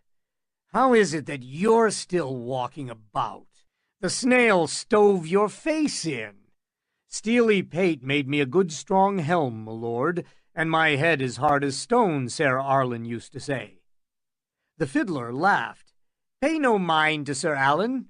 Fireball's bastard knocked him off his horse onto that plump little rump of his, so now he has decided that he hates all hedge knights." "That wretched, pimpled creature is no son of Quentin Ball," insisted Alan Cockshaw. "He should never have been allowed to compete. If this were my wedding, I should have had him whipped for his presumption."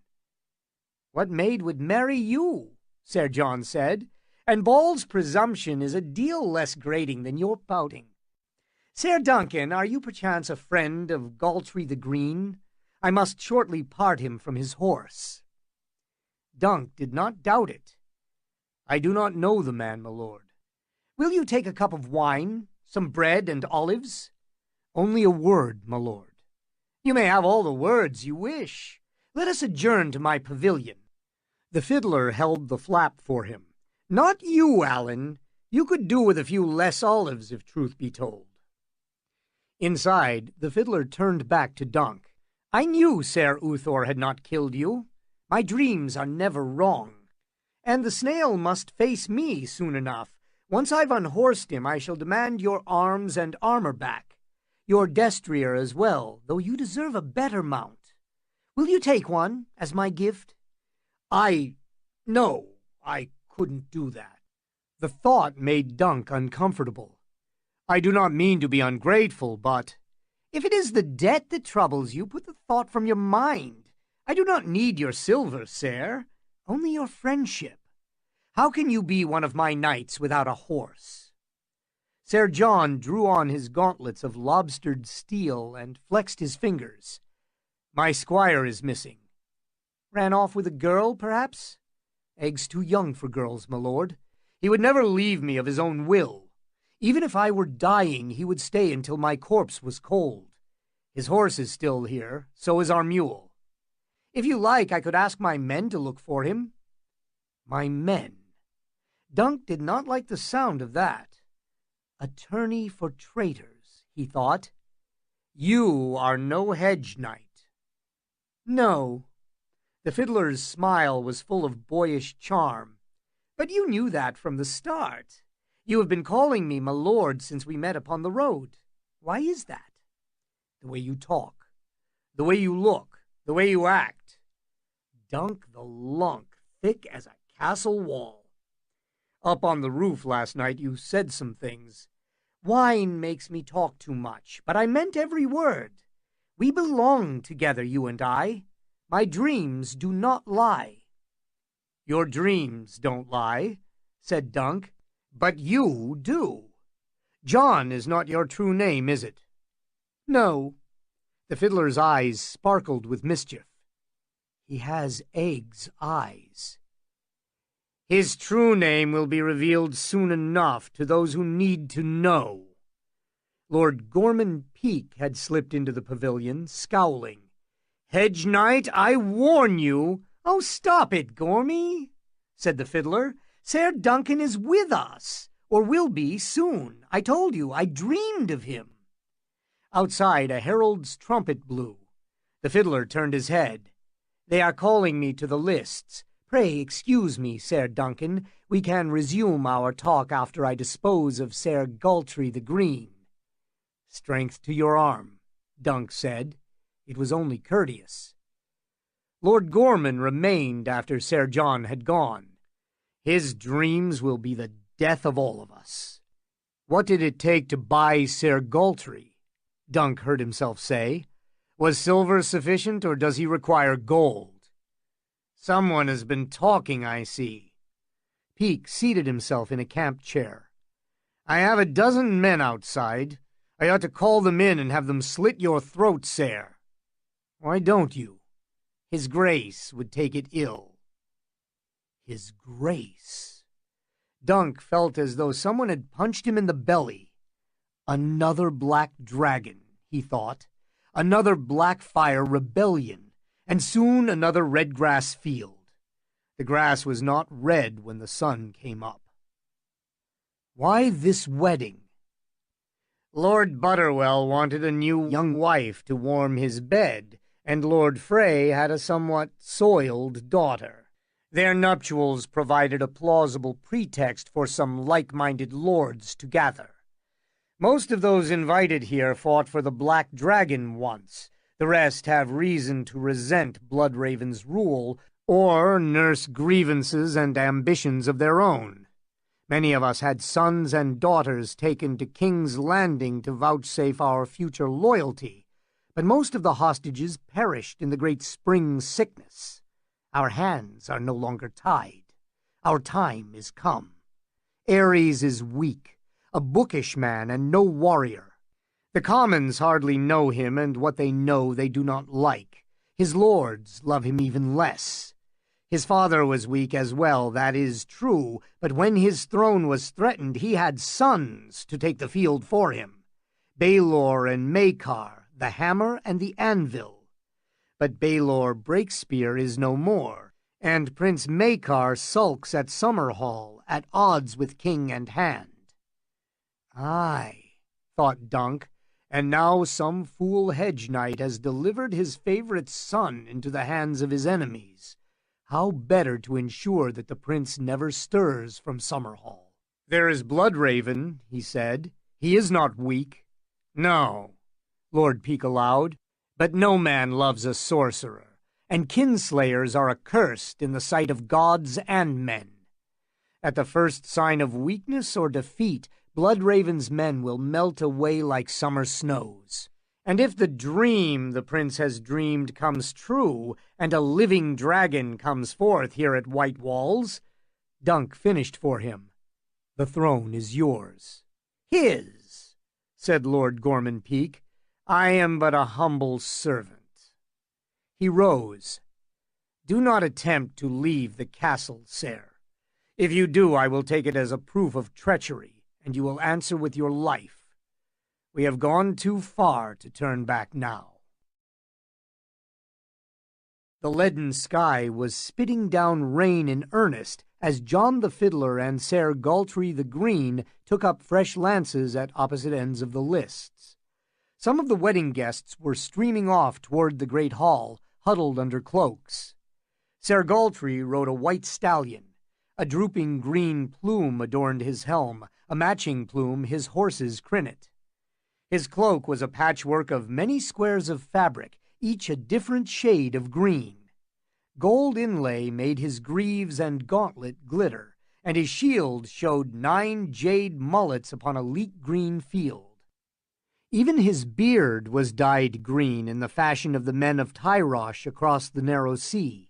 9 times he and the fiddler charged with leveled lances, the green patchwork knight and the young lordling of the golden swords and fiddles, and 9 times their lances shattered.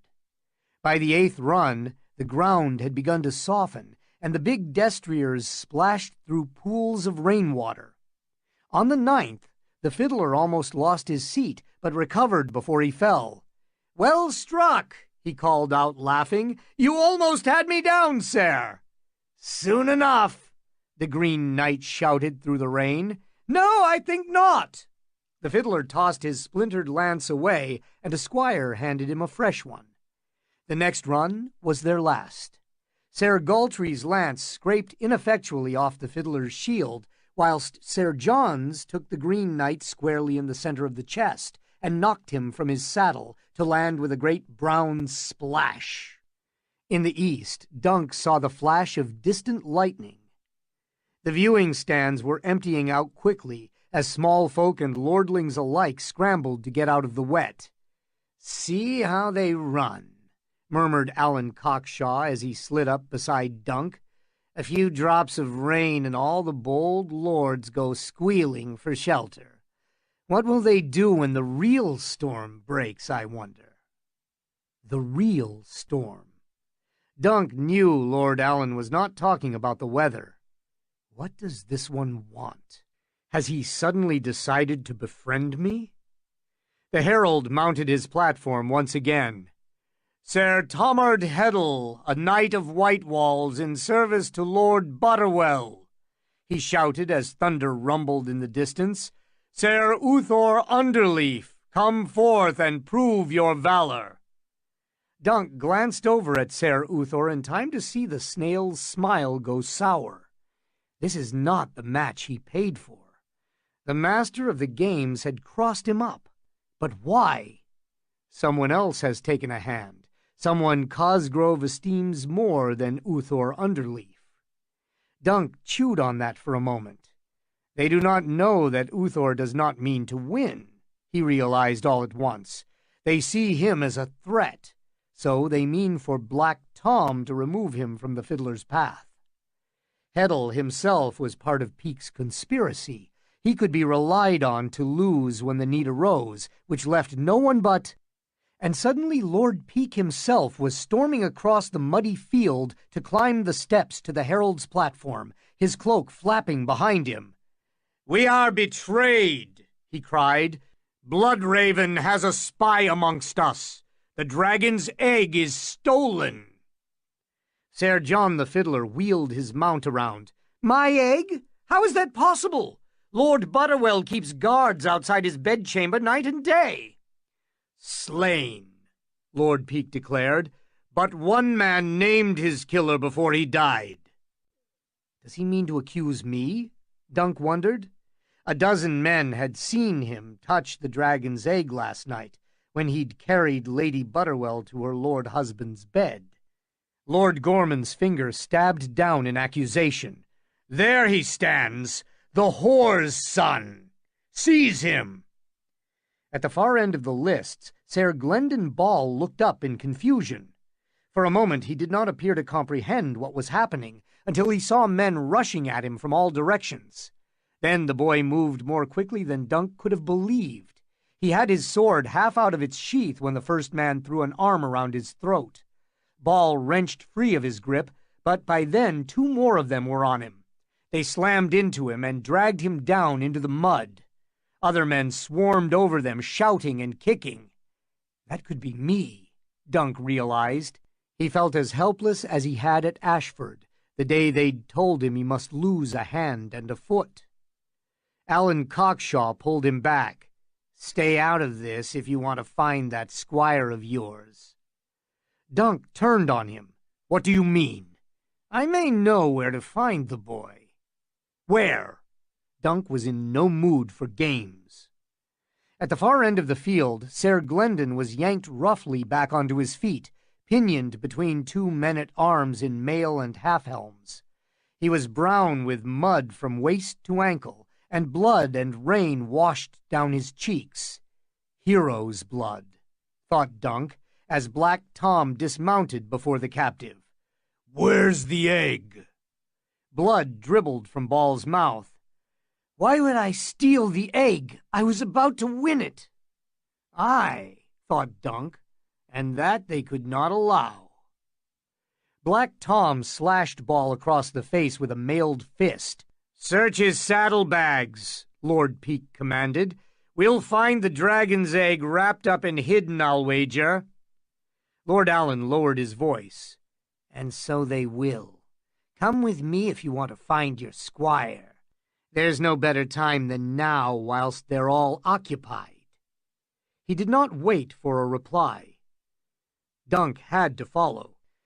3 long strides brought him abreast of the lordling. "If you have done Egg any harm, boys are not to my taste. This way, step lively now." Through an archway, down a set of muddy steps, around a corner, Dunk stalked after him, splashing through puddles as the rain fell around them. They stayed close to the walls, cloaked in shadows, finally stopping in a closed courtyard where the paving stones were smooth and slick. Buildings pressed close on every side. Above were windows, closed and shuttered. In the center of the courtyard was a well ringed with a low stone wall. A lonely place, Dunk thought. He did not like the feel of it. Old instinct made him reach for his sword hilt before he remembered that the snail had won his sword. As he fumbled at his hip where his scabbard should have hung, he felt the point of a knife poke his lower back. "Turn on me and I'll cut your kidney out and give it to Butterwell's cooks to fry up for the feast." The knife pushed in through the back of Dunk's jerkin, insistent. "Over to the well. No sudden moves, sir." If he has thrown Egg down that well, he will need more than some little toy knife to save him. Dunk walked forward slowly. He could feel the anger growing in his belly. The blade at his back vanished. "You may turn and face me now, hedge knight." Dunk turned. "My lord, is this about the dragon's egg?" "No, this is about the dragon. Did you think I would stand by and let you steal him?" Ser Allen grimaced. "I should have known better than to trust that wretched snail to kill you. I'll have my gold back, every coin." Him?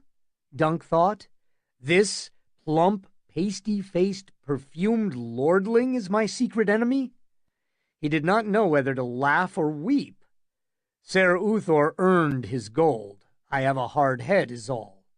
"So it seems. Back away." Dunk took a step backwards. Again. Once more. Another step and he was flush against the well, its stones pressed against his lower back. "Sit down on the rim. Not afraid of a little bath, are you? You cannot get much wetter than you are right now." "I cannot swim." Dunk rested a hand on the well. The stones were wet. One moved beneath the pressure of his palm. "What a shame! Will you jump or must I prick you?" Dunk glanced down. He could see the raindrops dimpling the water a good 20 feet below. The walls were covered with a slime of algae. "I never did you any harm." "And never will. Damon's mine. I will command his king's guard. You are not worthy of a white cloak. I never claimed I was. Damon. The name rang in Dunk's head. Not John. Damon, after his father. Dunk the lunk, thick as a castle wall. Damon Blackfire sired 7 sons. 2 died upon the red grass field, twins. Aegon and Aemon, wretched witless bullies just like you. When we were little, they took pleasure in tormenting me and Damon both. I wept when Bittersteel carried him off to exile, and again when Lord Peake told me he was coming home. But then he saw you upon the road, and forgot that I existed. Cockshaw waved his dagger threateningly. You can go into the water as you are, or you can go in bleeding. Which will it be? Dunk closed his hand around the loose stone. It proved to be less loose than he had hoped. Before he could wrench it free, Ser Alan lunged.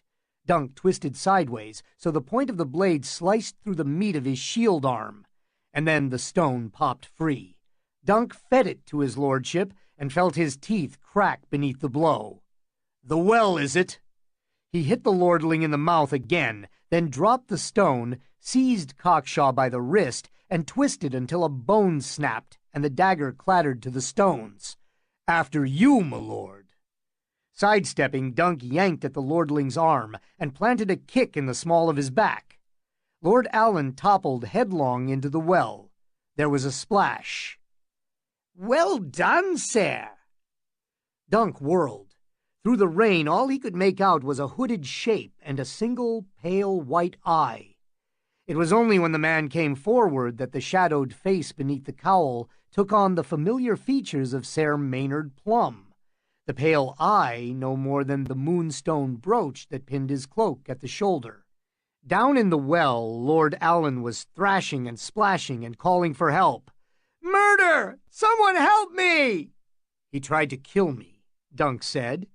That would explain all the blood. Blood? He looked down. His left arm was red from shoulder to elbow, his tunic clinging to his skin. Oh. Dunk did not remember falling, but suddenly he was on the ground, with raindrops running down his face. He could hear Lord Alan whimpering from the well, but his splashing had grown feebler. We need to have that arm bound up. Ser Maynard slipped his own arm under Dunk. Up now! I cannot lift you by myself. Use your legs! Dunk used his legs. Lord Alan, he's going to drown.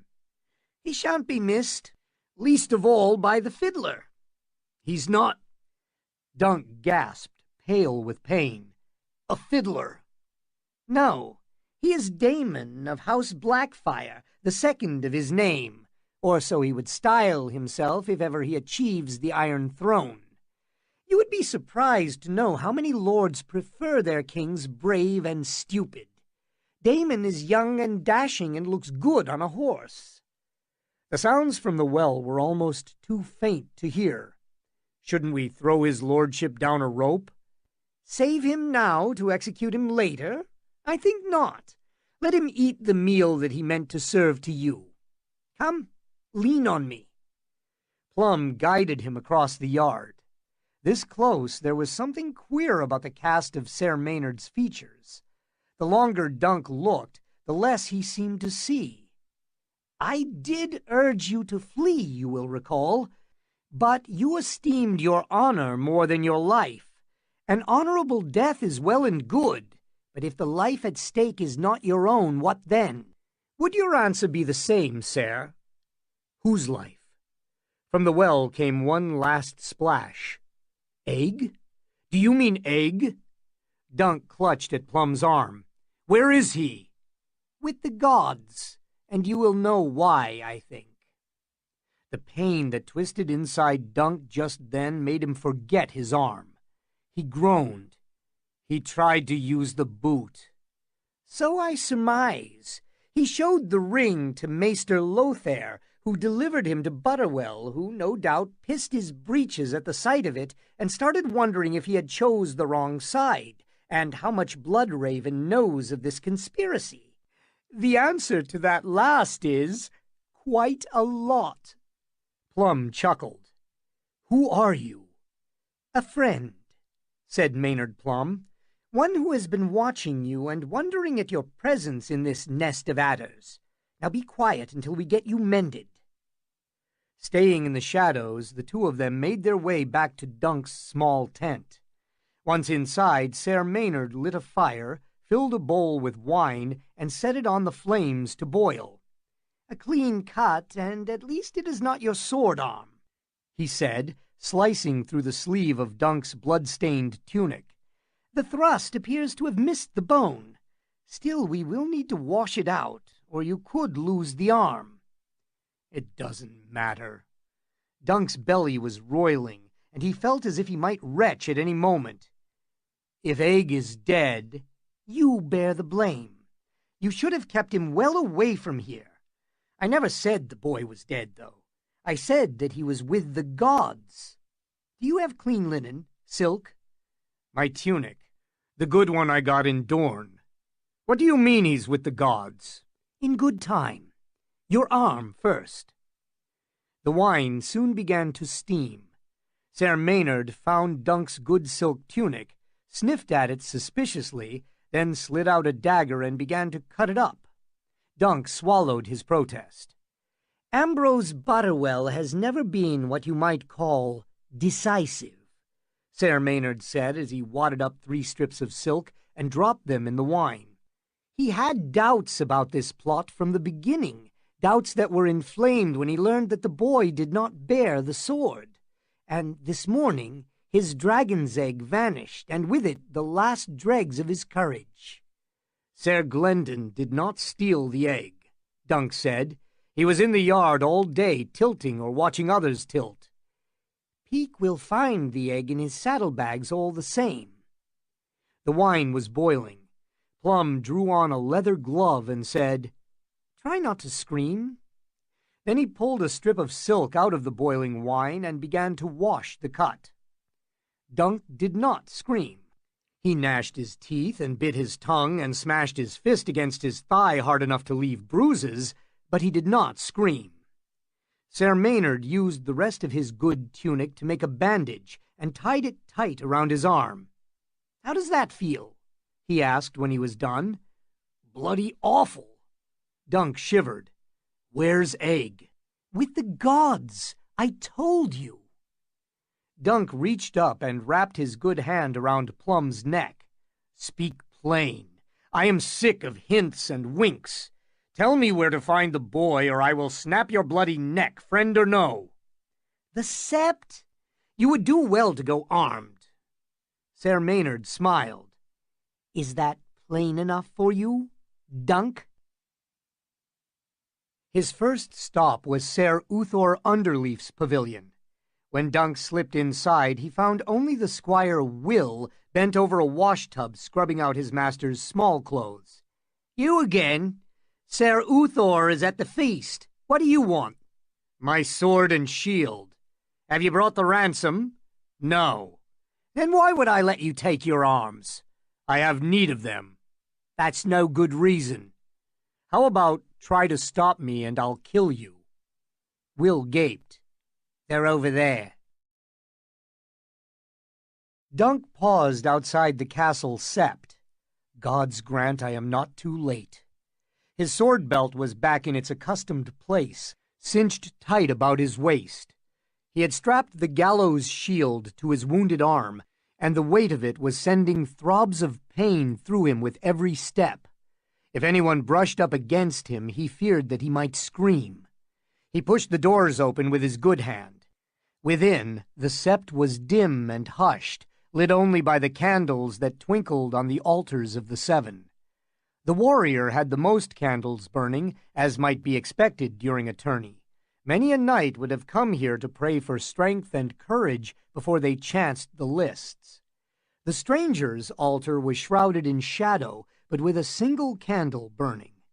The mother and the father each had dozens, the smith and maiden somewhat fewer, and beneath the shining lantern of the crone, knelt Lord Ambrose Butterwell, head bowed, praying silently for wisdom. He was not alone. No sooner had Dunk started for him than 2 men-at-arms moved to cut him off, faces stern beneath their half-helms. Both wore mail beneath surcoats striped in the green, white, and yellow undie of House Butterwell.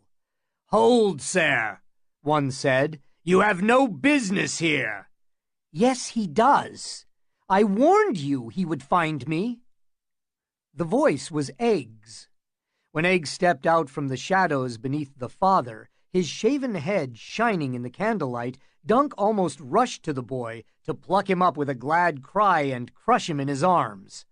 Something in Egg's tone made him hesitate. He sounds more angry than afraid, and I have never seen him look so stern.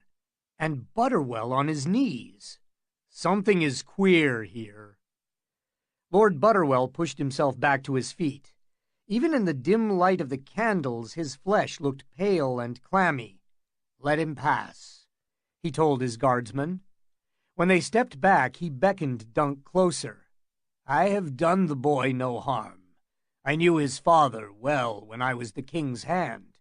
Prince Maekar needs to know none of this was my idea." "He will," Dunk promised. "What is happening here?" "Peak, this was all his doing, I swear it by the seven." Lord Butterwell put one hand on the altar. "May the gods strike me down if I am false.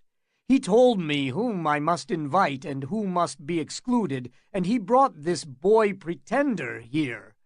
I never wanted to be part of any treason, you must believe me.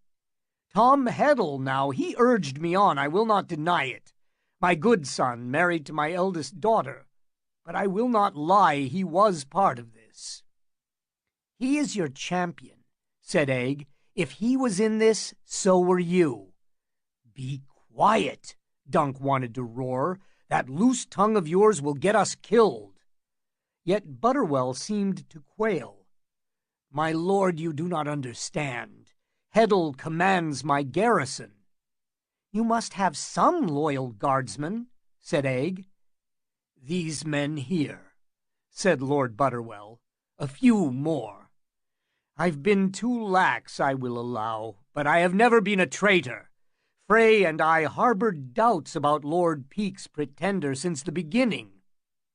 He does not bear the sword. If he were his father's son, Bittersteel would have armed him with Blackfire. And all this talk about a dragon, madness, madness and folly." His lordship dabbed the sweat from his face with his sleeve.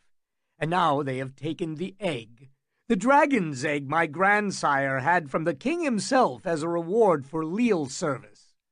It was there this morning when I woke, and my guards swear no one entered or left the bedchamber. It may be that Lord Peak bought them, I cannot say, but the egg is gone. They must have it, or else the dragon's hatched," thought Dunk. If a living dragon appeared again in Westeros, the lords and small folk alike would flock to whichever prince could lay claim to it. "My lord," he said, "a word with my squire, if you would be so good." "As you wish, sir." Lord Butterwell knelt to pray again. Dunk drew Egg aside and went down upon one knee to speak with him face to face. "I am going to clout you in the ear so hard your head will turn around backwards, and you'll spend the rest of your life looking at where you've been." "You should, sir." Egg had the grace to look abashed. "I'm sorry. I just meant to send a raven to my father." "So I could stay a night." The boy meant well. Dunk glanced over to where Butterwell was praying. "What did you do to him?" "Scared him, sir."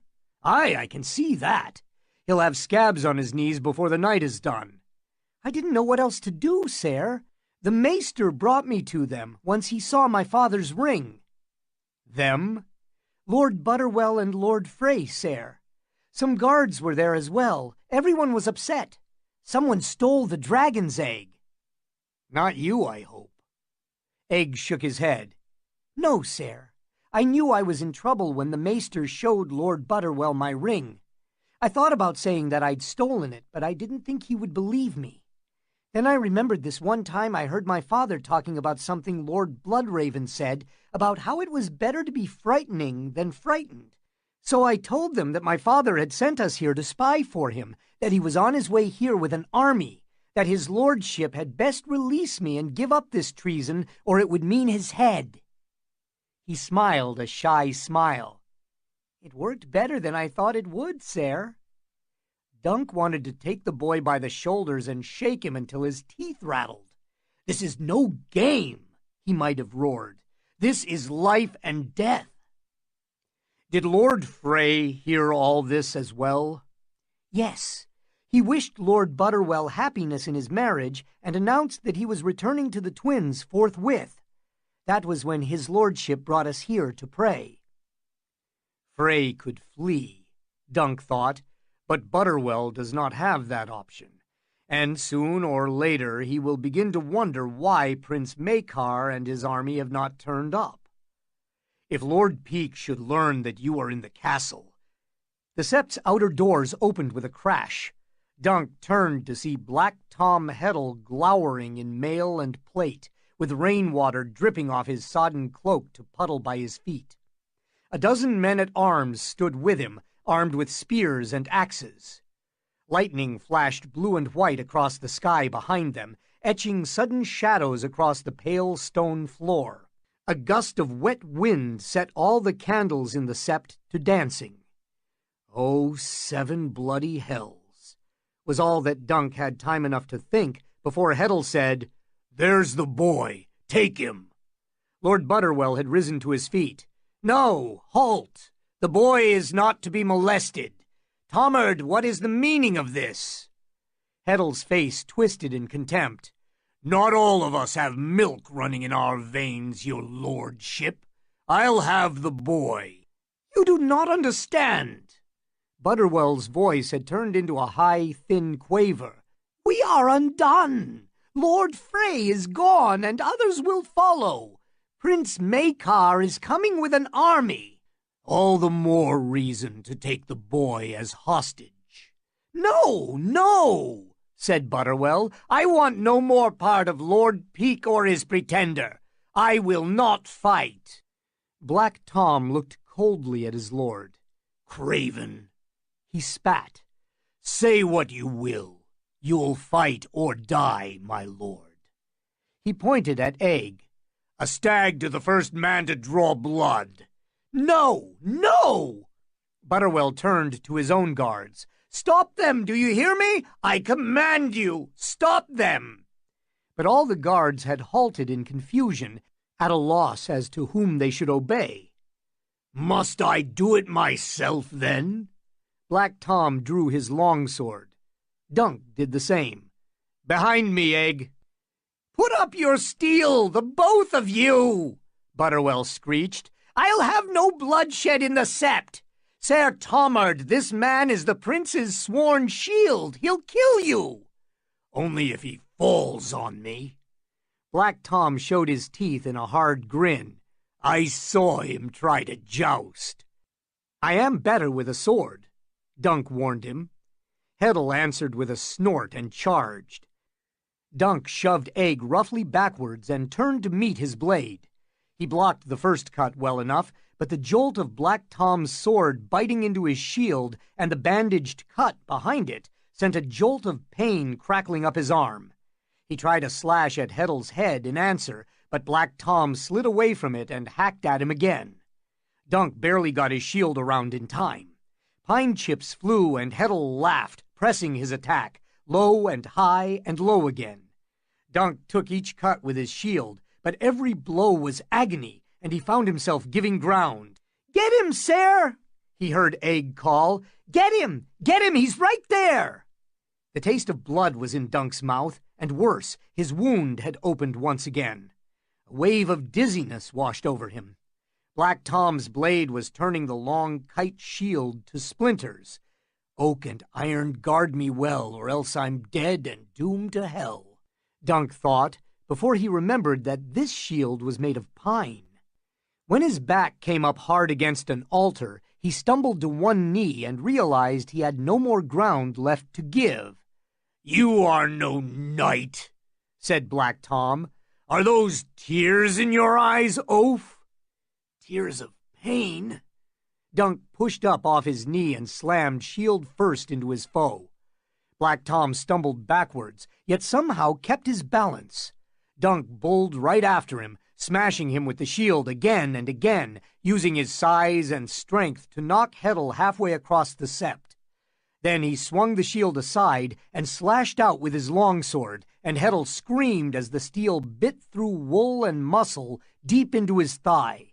His own sword swung wildly, but the blow was desperate and clumsy. Dunk let his shield take it one more time and put all his weight into his answer. Black Tom reeled back a step and stared down in horror at his forearm flopping on the floor beneath the stranger's altar. "You," he gasped. You.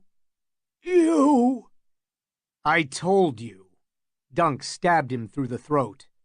"I'm better with a sword."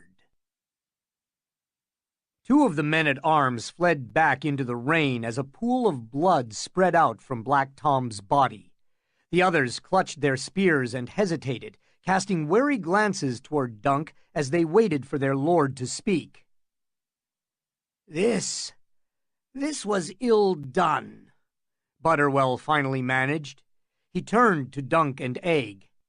"We must be gone from White Walls before those two bring word of this to Gorman Peak.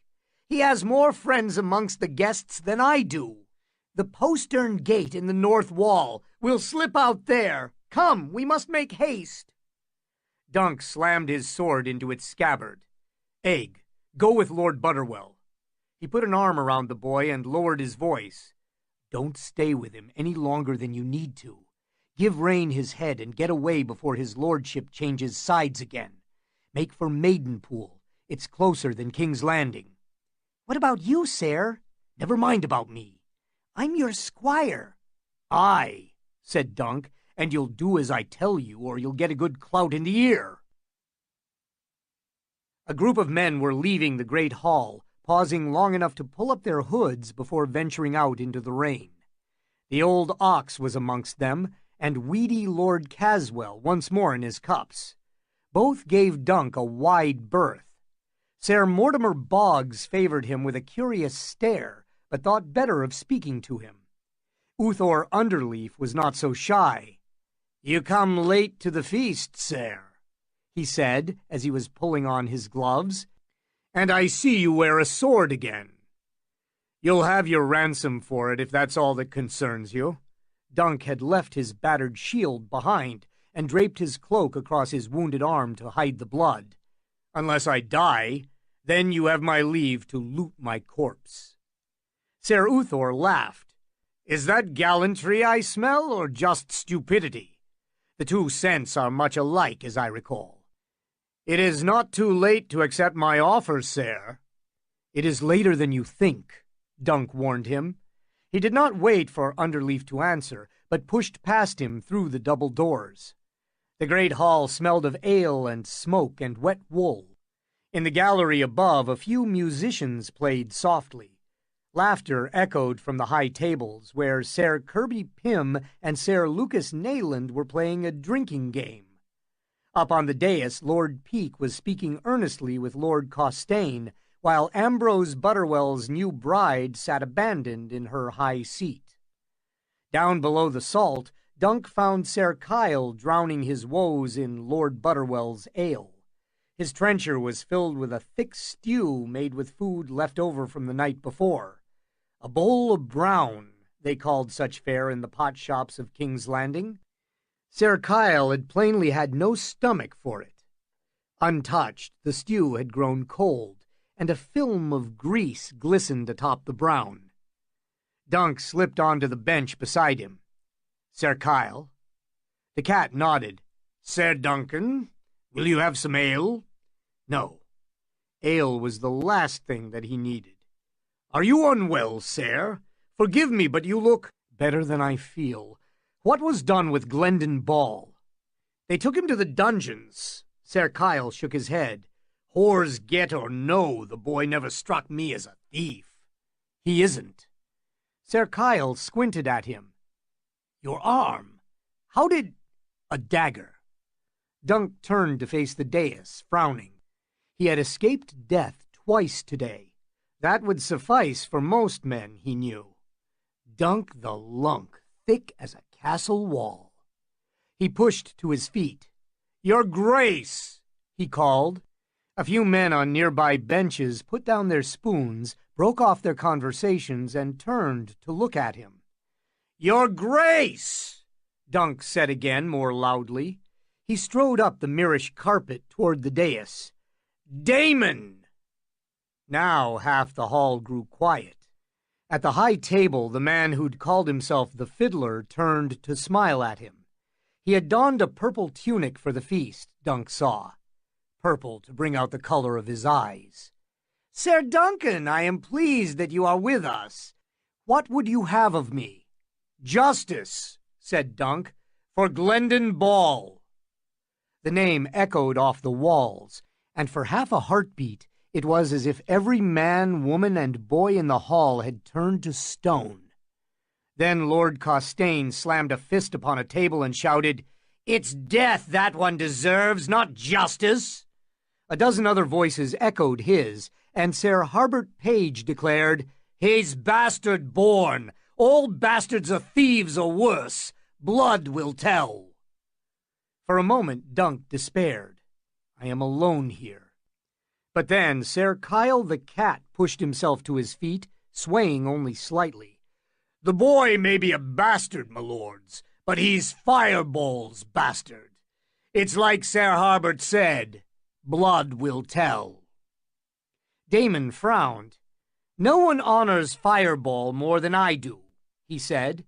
"I will not believe this false knight is his seed. He stole the dragon's egg and slew 3 good men in the doing." "He stole nothing and killed no one," Dunk insisted. "If 3 men were slain, look elsewhere for their killer. Your Grace knows as well as I that Ser Glendon was in the yard all day, riding one tilt after the other." "Aye," Damon admitted. "I wondered at that myself. But the dragon's egg was found amongst his things." "Was it? Where is it now?"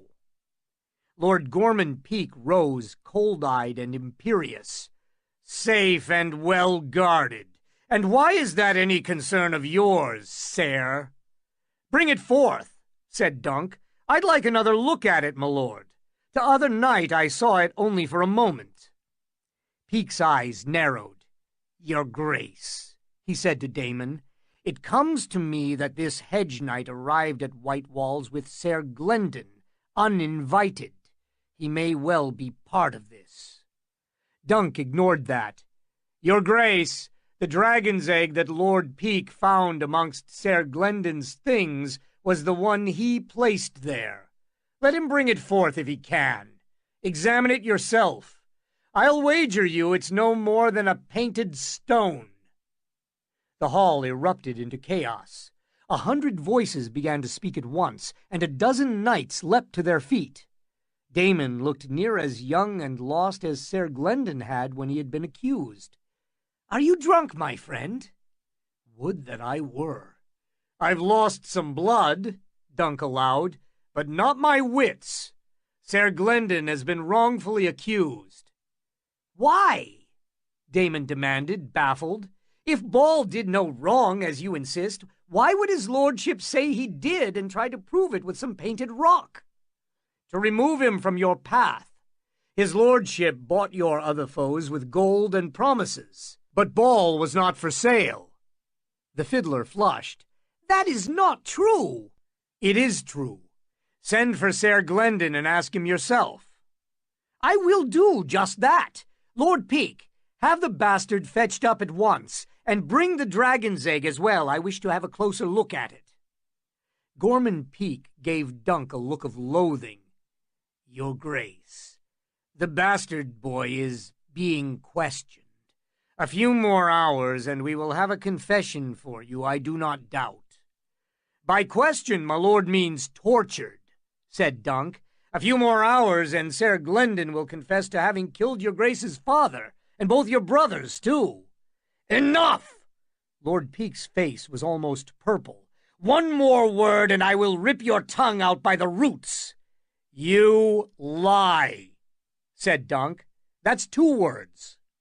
And you will rue the both of them, Peake promised. Take this man and chain him in the dungeons. No. Damon's voice was dangerously quiet. I want the truth of this. Sunderland, Virwell, Smallwood, take your men and go find Ser Glendon in the dungeons. Bring him up forthwith, and see that no harm comes to him. If any man should try to hinder you, tell him you are about the king's business. As you command, Lord Virwell answered. I will settle this as my father would, the fiddler said. Ser Glendon stands accused of grievous crimes. As a knight, he has a right to defend himself by strength of arms. I shall meet him in the lists, and let the gods determine guilt and innocence. Hero's blood or whore's blood, Dunk thought when 2 of Lord Virwell's men dumped Ser Glendon naked at his feet. He has a deal less of it than he did before. The boy had been savagely beaten. His face was bruised and swollen. Several of his teeth were cracked or missing. His right eye was weeping blood, and up and down his chest his flesh was red and cracking where they'd burned him with hot irons. You're safe now, murmured Ser Kyle. There's no one here but hedge knights, and the gods know that we're a harmless lot. Damon had given them the maester's chambers, and commanded them to dress any hurts Ser Glendon might have suffered, and see that he was ready for the lists. 3 fingernails had been pulled from Ball's left hand, Dunk saw, as he washed the blood from the boy's face and hands. That worried him more than all the rest. Can you hold a lance? A lance? Blood and spit dribbled from Ser Glendon's mouth when he tried to speak. Do I have all my fingers? 10, said Dunk, but only 7 fingernails. Ball nodded. Black Tom was going to cut my fingers off, but he was called away. Is it him that I'm to fight? No, I killed him. That made him smile. Someone had to. You're to tilt against the fiddler, but his real name is Damon. They told me. The Black Dragon. Ser Glendon laughed. My father died for him. I would have been his man, and gladly. I would have fought for him, killed for him, died for him. But I could not lose for him. He turned his head and spat out a broken tooth. Could I have a cup of wine? Ser Kyle, get the wineskin. The boy drank long and deep, then wiped his mouth. Look at me. I'm shaking like a girl. Dunk frowned. Can you still sit a horse? Help me wash, and bring me my shield and lance and saddle, Ser Glendon said, and you will see what I can do. It was almost dawn before the rain let up enough for the combat to take place. The castle yard was a morass of soft mud, glistening wetly by the light of 100 torches. Beyond the field, a gray mist was rising, sending ghostly fingers up the pale stone walls to grasp the castle battlements. Many of the wedding guests had vanished during the intervening hours, but those who remained climbed the viewing stand again and settled themselves on planks of rain-soaked pine. Amongst them stood Ser Gorman Peake, surrounded by a knot of lesser lords and household knights. It had been only a few years since Dunk had squired for old Ser Arlen. He had not forgotten how. He cinched the buckles on Ser Glendon's ill-fitting armor, fastened his helm to his gorget, helped him mount, and handed him his shield. Earlier contests had left deep gouges in the wood, but the blazing fireball could still be seen. He looks as young as Egg, Dunk thought, a frightened boy and grim. His sorrel mare was unbarded and skittish as well. He should have stayed with his own mount. The sorrel may be better bred and swifter, but a rider rides best on a horse that he knows well, and this one is a stranger to him. "I'll need a lance," Ser Glendon said. "A war lance." Dunk went to the racks. War lances were shorter and heavier than the tourney lances that had been used in all the earlier tilts. 8 feet of solid ash, ending in an iron point. Dunk chose one and pulled it out, running his hand along its length to make sure it had no cracks. At the far end of the lists, one of Damon's squires was offering him a matching lance. He was a fiddler no more. In place of swords and fiddles, the trapping of his war horse now displayed the 3-headed dragon of House Blackfire, black on a field of red. The prince had washed the black dye from his hair as well, so it flowed down to his collar in a cascade of silver and gold that glimmered like beaten metal in the torchlight. Egg would have hair like that if he ever let it grow, Dunk realized. He found it hard to picture him that way, but one day he knew he must, if the two of them should live so long. The herald climbed his platform once again. "Ser Glendon the bastard stands accused of theft and murder," he proclaimed, "and now comes forth to prove his innocence at the hazard of his body. Damon of House Blackfire, the second of his name, right-born king of the Andals and the Roymar and the First Men, Lord of the 7 Kingdoms and protector of the realm, comes forth to prove the truth of the accusations against the bastard Glendon." And all at once the years fell away, and Dunk was back at Ashford Meadow once again, listening to Baelor Breakspear just before they went forth to battle for his life. He slipped the war lance back in place, plucked a tourney lance from the next rack, 12 feet long, slender, elegant. "Use this," he told Ser Glendon. "It's what we used at Ashford at the trial of 7. The fiddler chose a war lance. He means to kill me. First he has to strike you. If your aim is true, his point will never touch you." "I don't know." "I do." Ser Glendon snatched the lance from him, wheeled about, and trotted toward the lists. "7 save us both, then." Somewhere in the east, lightning cracked across a pale pink sky. Damon raked his stallion's side with golden spurs and leapt forward like a thunderclap, lowering his war lance with its deadly iron point. Ser Glendon raised his shield and raced to meet him, swinging his own longer lance across his mare's head to bear upon the young pretender's chest.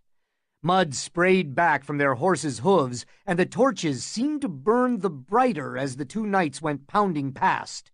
Dunk closed his eyes. He heard a crack, a shout, a thump. "No!" he heard Lord Peake cry out in anguish. "No!" For half a heartbeat, Dunk almost felt sorry for him.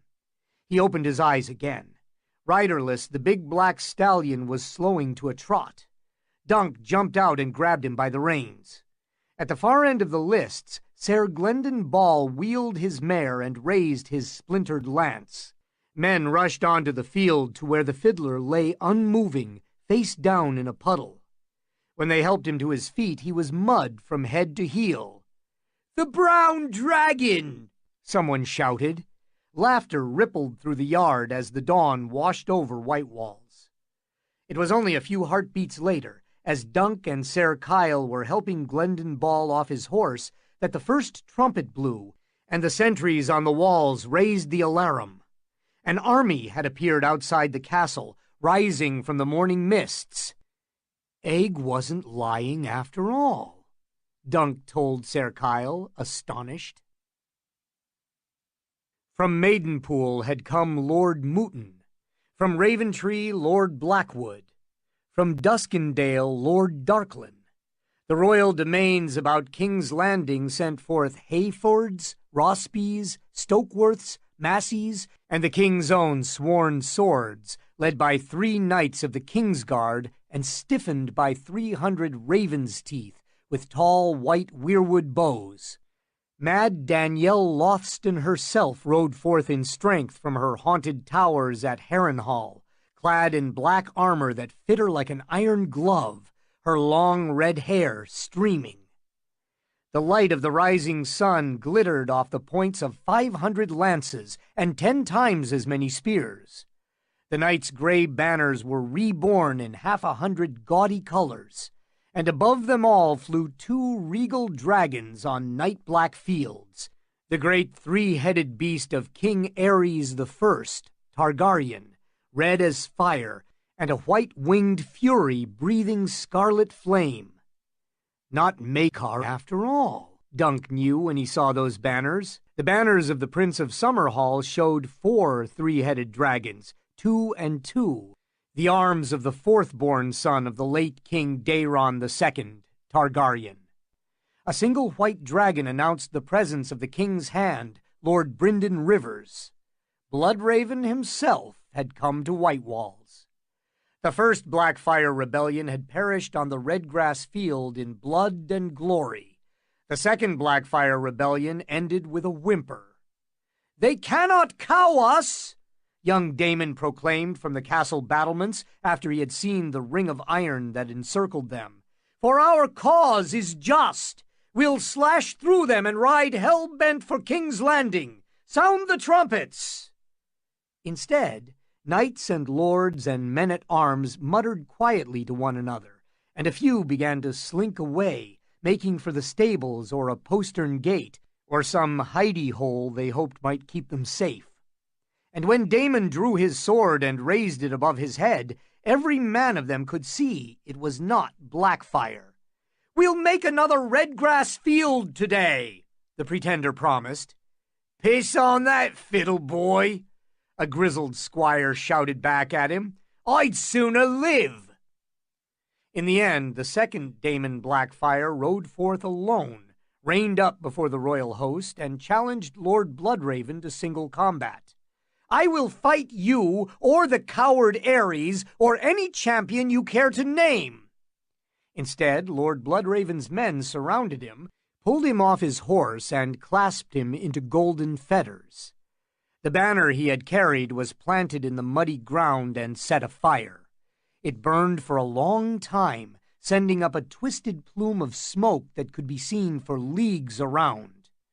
The only blood that was shed that day came when a man in service to Lord Virwell began to boast that he had been one of Bloodraven's eyes and would soon be well rewarded. "By the time the moon turns, I'll be fucking whores and drinking Dornish Red," he was purported to have said, just before one of Lord Costaine's knights slit his throat. "Drink that," he said as Virwell's man drowned in his own blood. "That's not Dornish, but it's red." Elsewise, it was a sullen, silent column that trudged through the gates of White Walls to toss their weapons into a glittering pile before being bound and led away to await Lord Bloodraven's judgment. Dunk emerged with the rest of them, together with Ser Kyle the Cat and Glendon Ball. They had looked for Ser Maynard to join them, but Plum had melted away sometime during the night. It was late that afternoon before Ser Roland Crakehall of the Kingsguard found Dunk among the other prisoners. "Ser Duncan, where in 7 hells have you been hiding? Lord Rivers has been asking for you for hours. Come with me, if you please." Dunk fell in beside him. Crakehall's long cloak flapped behind him with every gust of wind, as white as moonlight on snow. The sight of it made him think back to the words the fiddler had spoken up on the roof. "I dreamed that you were all in white from head to heel, with a long pale cloak flowing from those broad shoulders." Dunk snorted. "Aye, and you dreamed of dragons hatching from stone eggs. One is likely as to other." The Hand's Pavilion was 1/2 mile from the castle, in the shade of a spreading elm tree. A dozen cows were cropping at the grass nearby. Kings rise and fall, Dunk thought, and cows and small folk go about their business. It was something the old man used to say. "What will become of all of them?" he asked Ser Roland as they passed a group of captives sitting on the grass. They'll be marched back to King's Landing for a trial. The knights and men-at-arms should get off light enough. They were only following their liege lords. And the lords? Some will be pardoned, so long as they tell the truth of what they know and give up a son or daughter to vouchsafe their future loyalty. It will go harder for those who took pardons after the Redgrass Field. They'll be imprisoned or attainted. The worst will lose their heads. Bloodraven had made a start on that already, Dunk saw when they came up on his pavilion. Flanking the entrance, the severed heads of Gorman Peak and Black Tom Heddle had been impaled on spears, with their shields displayed beneath them. 3 castles, black on orange, the man who slew Roger of Pennytree. Even in death, Lord Gorman's eyes were hard and flinty. Dunk closed them with his fingers. "What did you do that for?" asked one of the guardsmen. "The crows'll have them soon enough." I owed him that much. If Roger had not died that day, the old man would never have looked twice at Dunk when he saw him chasing that pig through the alleys of King's Landing. Some old dead king gave a sword to one son instead of another. That was the start of it. And now I'm standing here, and poor Roger's in his grave. "The hand awaits," commanded Roland Crakehall. Dunk stepped past him into the presence of Lord Brynden Rivers, bastard, sorcerer, and hand of the king. Egg stood before him, freshly bathed and garbed in princely raiment, as would befit a nephew of the king. Nearby, Lord Frey was seated in a camp chair with a cup of wine to hand and his hideous little heir squirming in his lap. Lord Butterwell was there as well, on his knees, pale-faced and shaking. "Treason is no less vile because the traitor proves a craven," Lord Rivers was saying. "I have heard your bleatings, Lord Ambrose, and I believe one word in 10. On that account I will allow you to retain a 10th part of your fortune. You may keep your wife as well. I wish you joy of her." "And White Walls?" asked Butterwell with quavering voice. "Forfeit to the Iron Throne. I mean to pull it down stone by stone and sow the ground that it stands upon with salt. In 20 years no one will remember it existed. Old fools and young malcontents still make pilgrimages to the Redgrass Field to plant flowers on the spot where Damon Blackfire fell. I will not suffer White Walls to become another monument to the Black Dragon." He waved a pale hand. "Now scurry away, roach." "The hand is kind." Butterwell stumbled off, so blind with grief that he did not even seem to recognize Dunk as he passed. "You have my leave to go as well, Lord Frey," Rivers commanded. "We will speak again later." "As my lord commands." Frey led his son from the pavilion. Only then did the king's hand turn to Dunk. He was older than Dunk remembered him, with a lined, hard face, but his skin was still as pale as bone, and his cheek and neck still bore the ugly wine-stained birthmark that some people thought looked like a raven. His boots were black, his tunic scarlet. Over it he wore a cloak the color of smoke, fastened with a brooch in the shape of an iron hand. His hair fell to his shoulders, long and white and straight, brushed forward so as to conceal his missing eye, the one that Bittersteel had plucked from him on the Redgrass Field. The eye that remained was very red. How many eyes has Bloodraven? 1,000 eyes and one.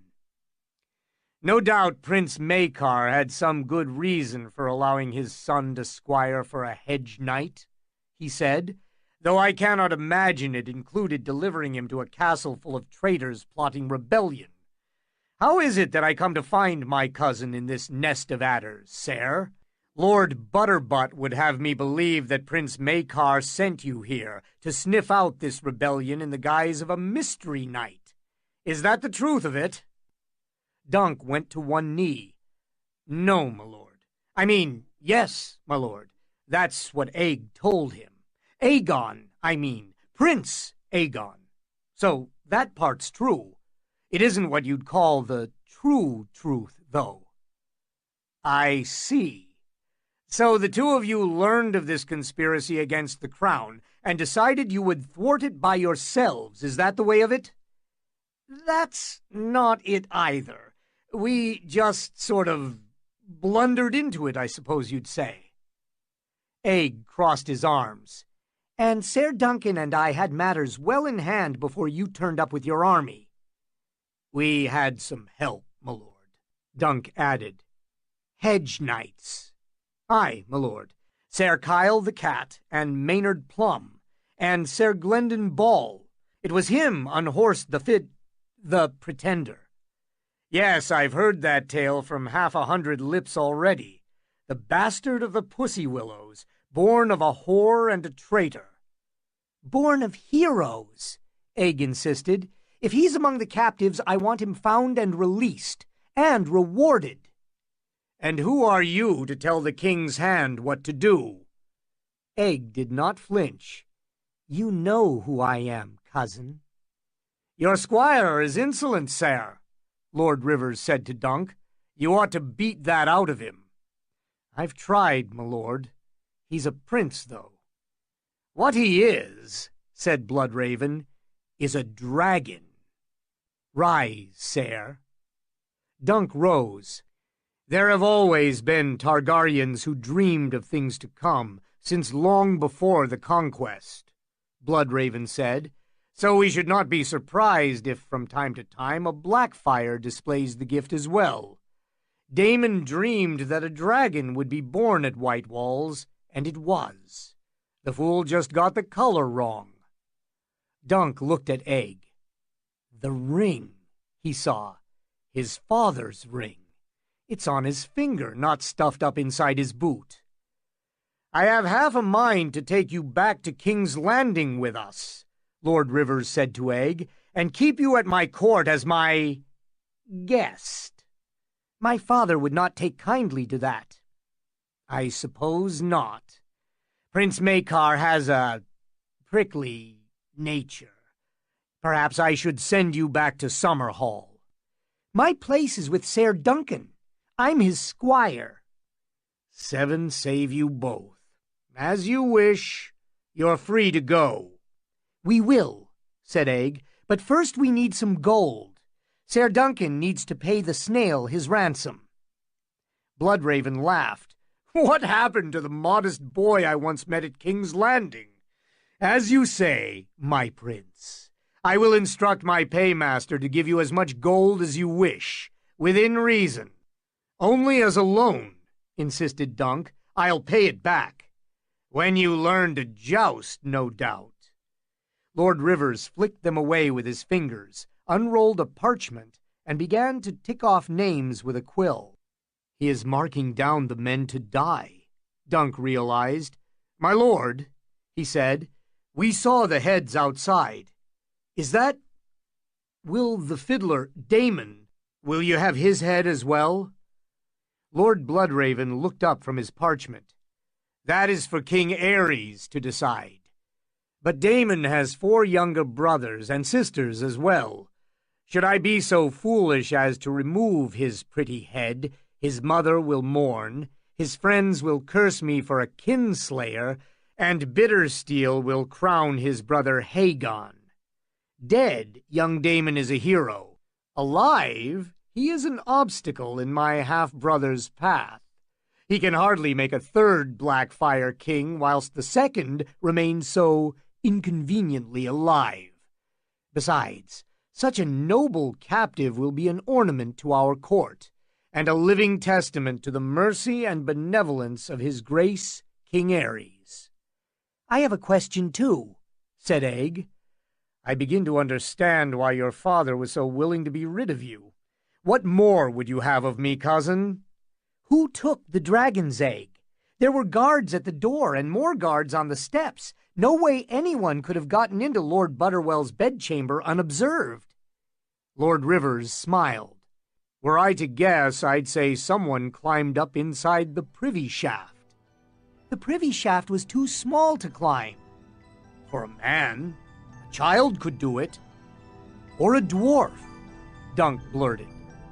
1,000 eyes and one. Why shouldn't some of them belong to a troop of comic dwarfs?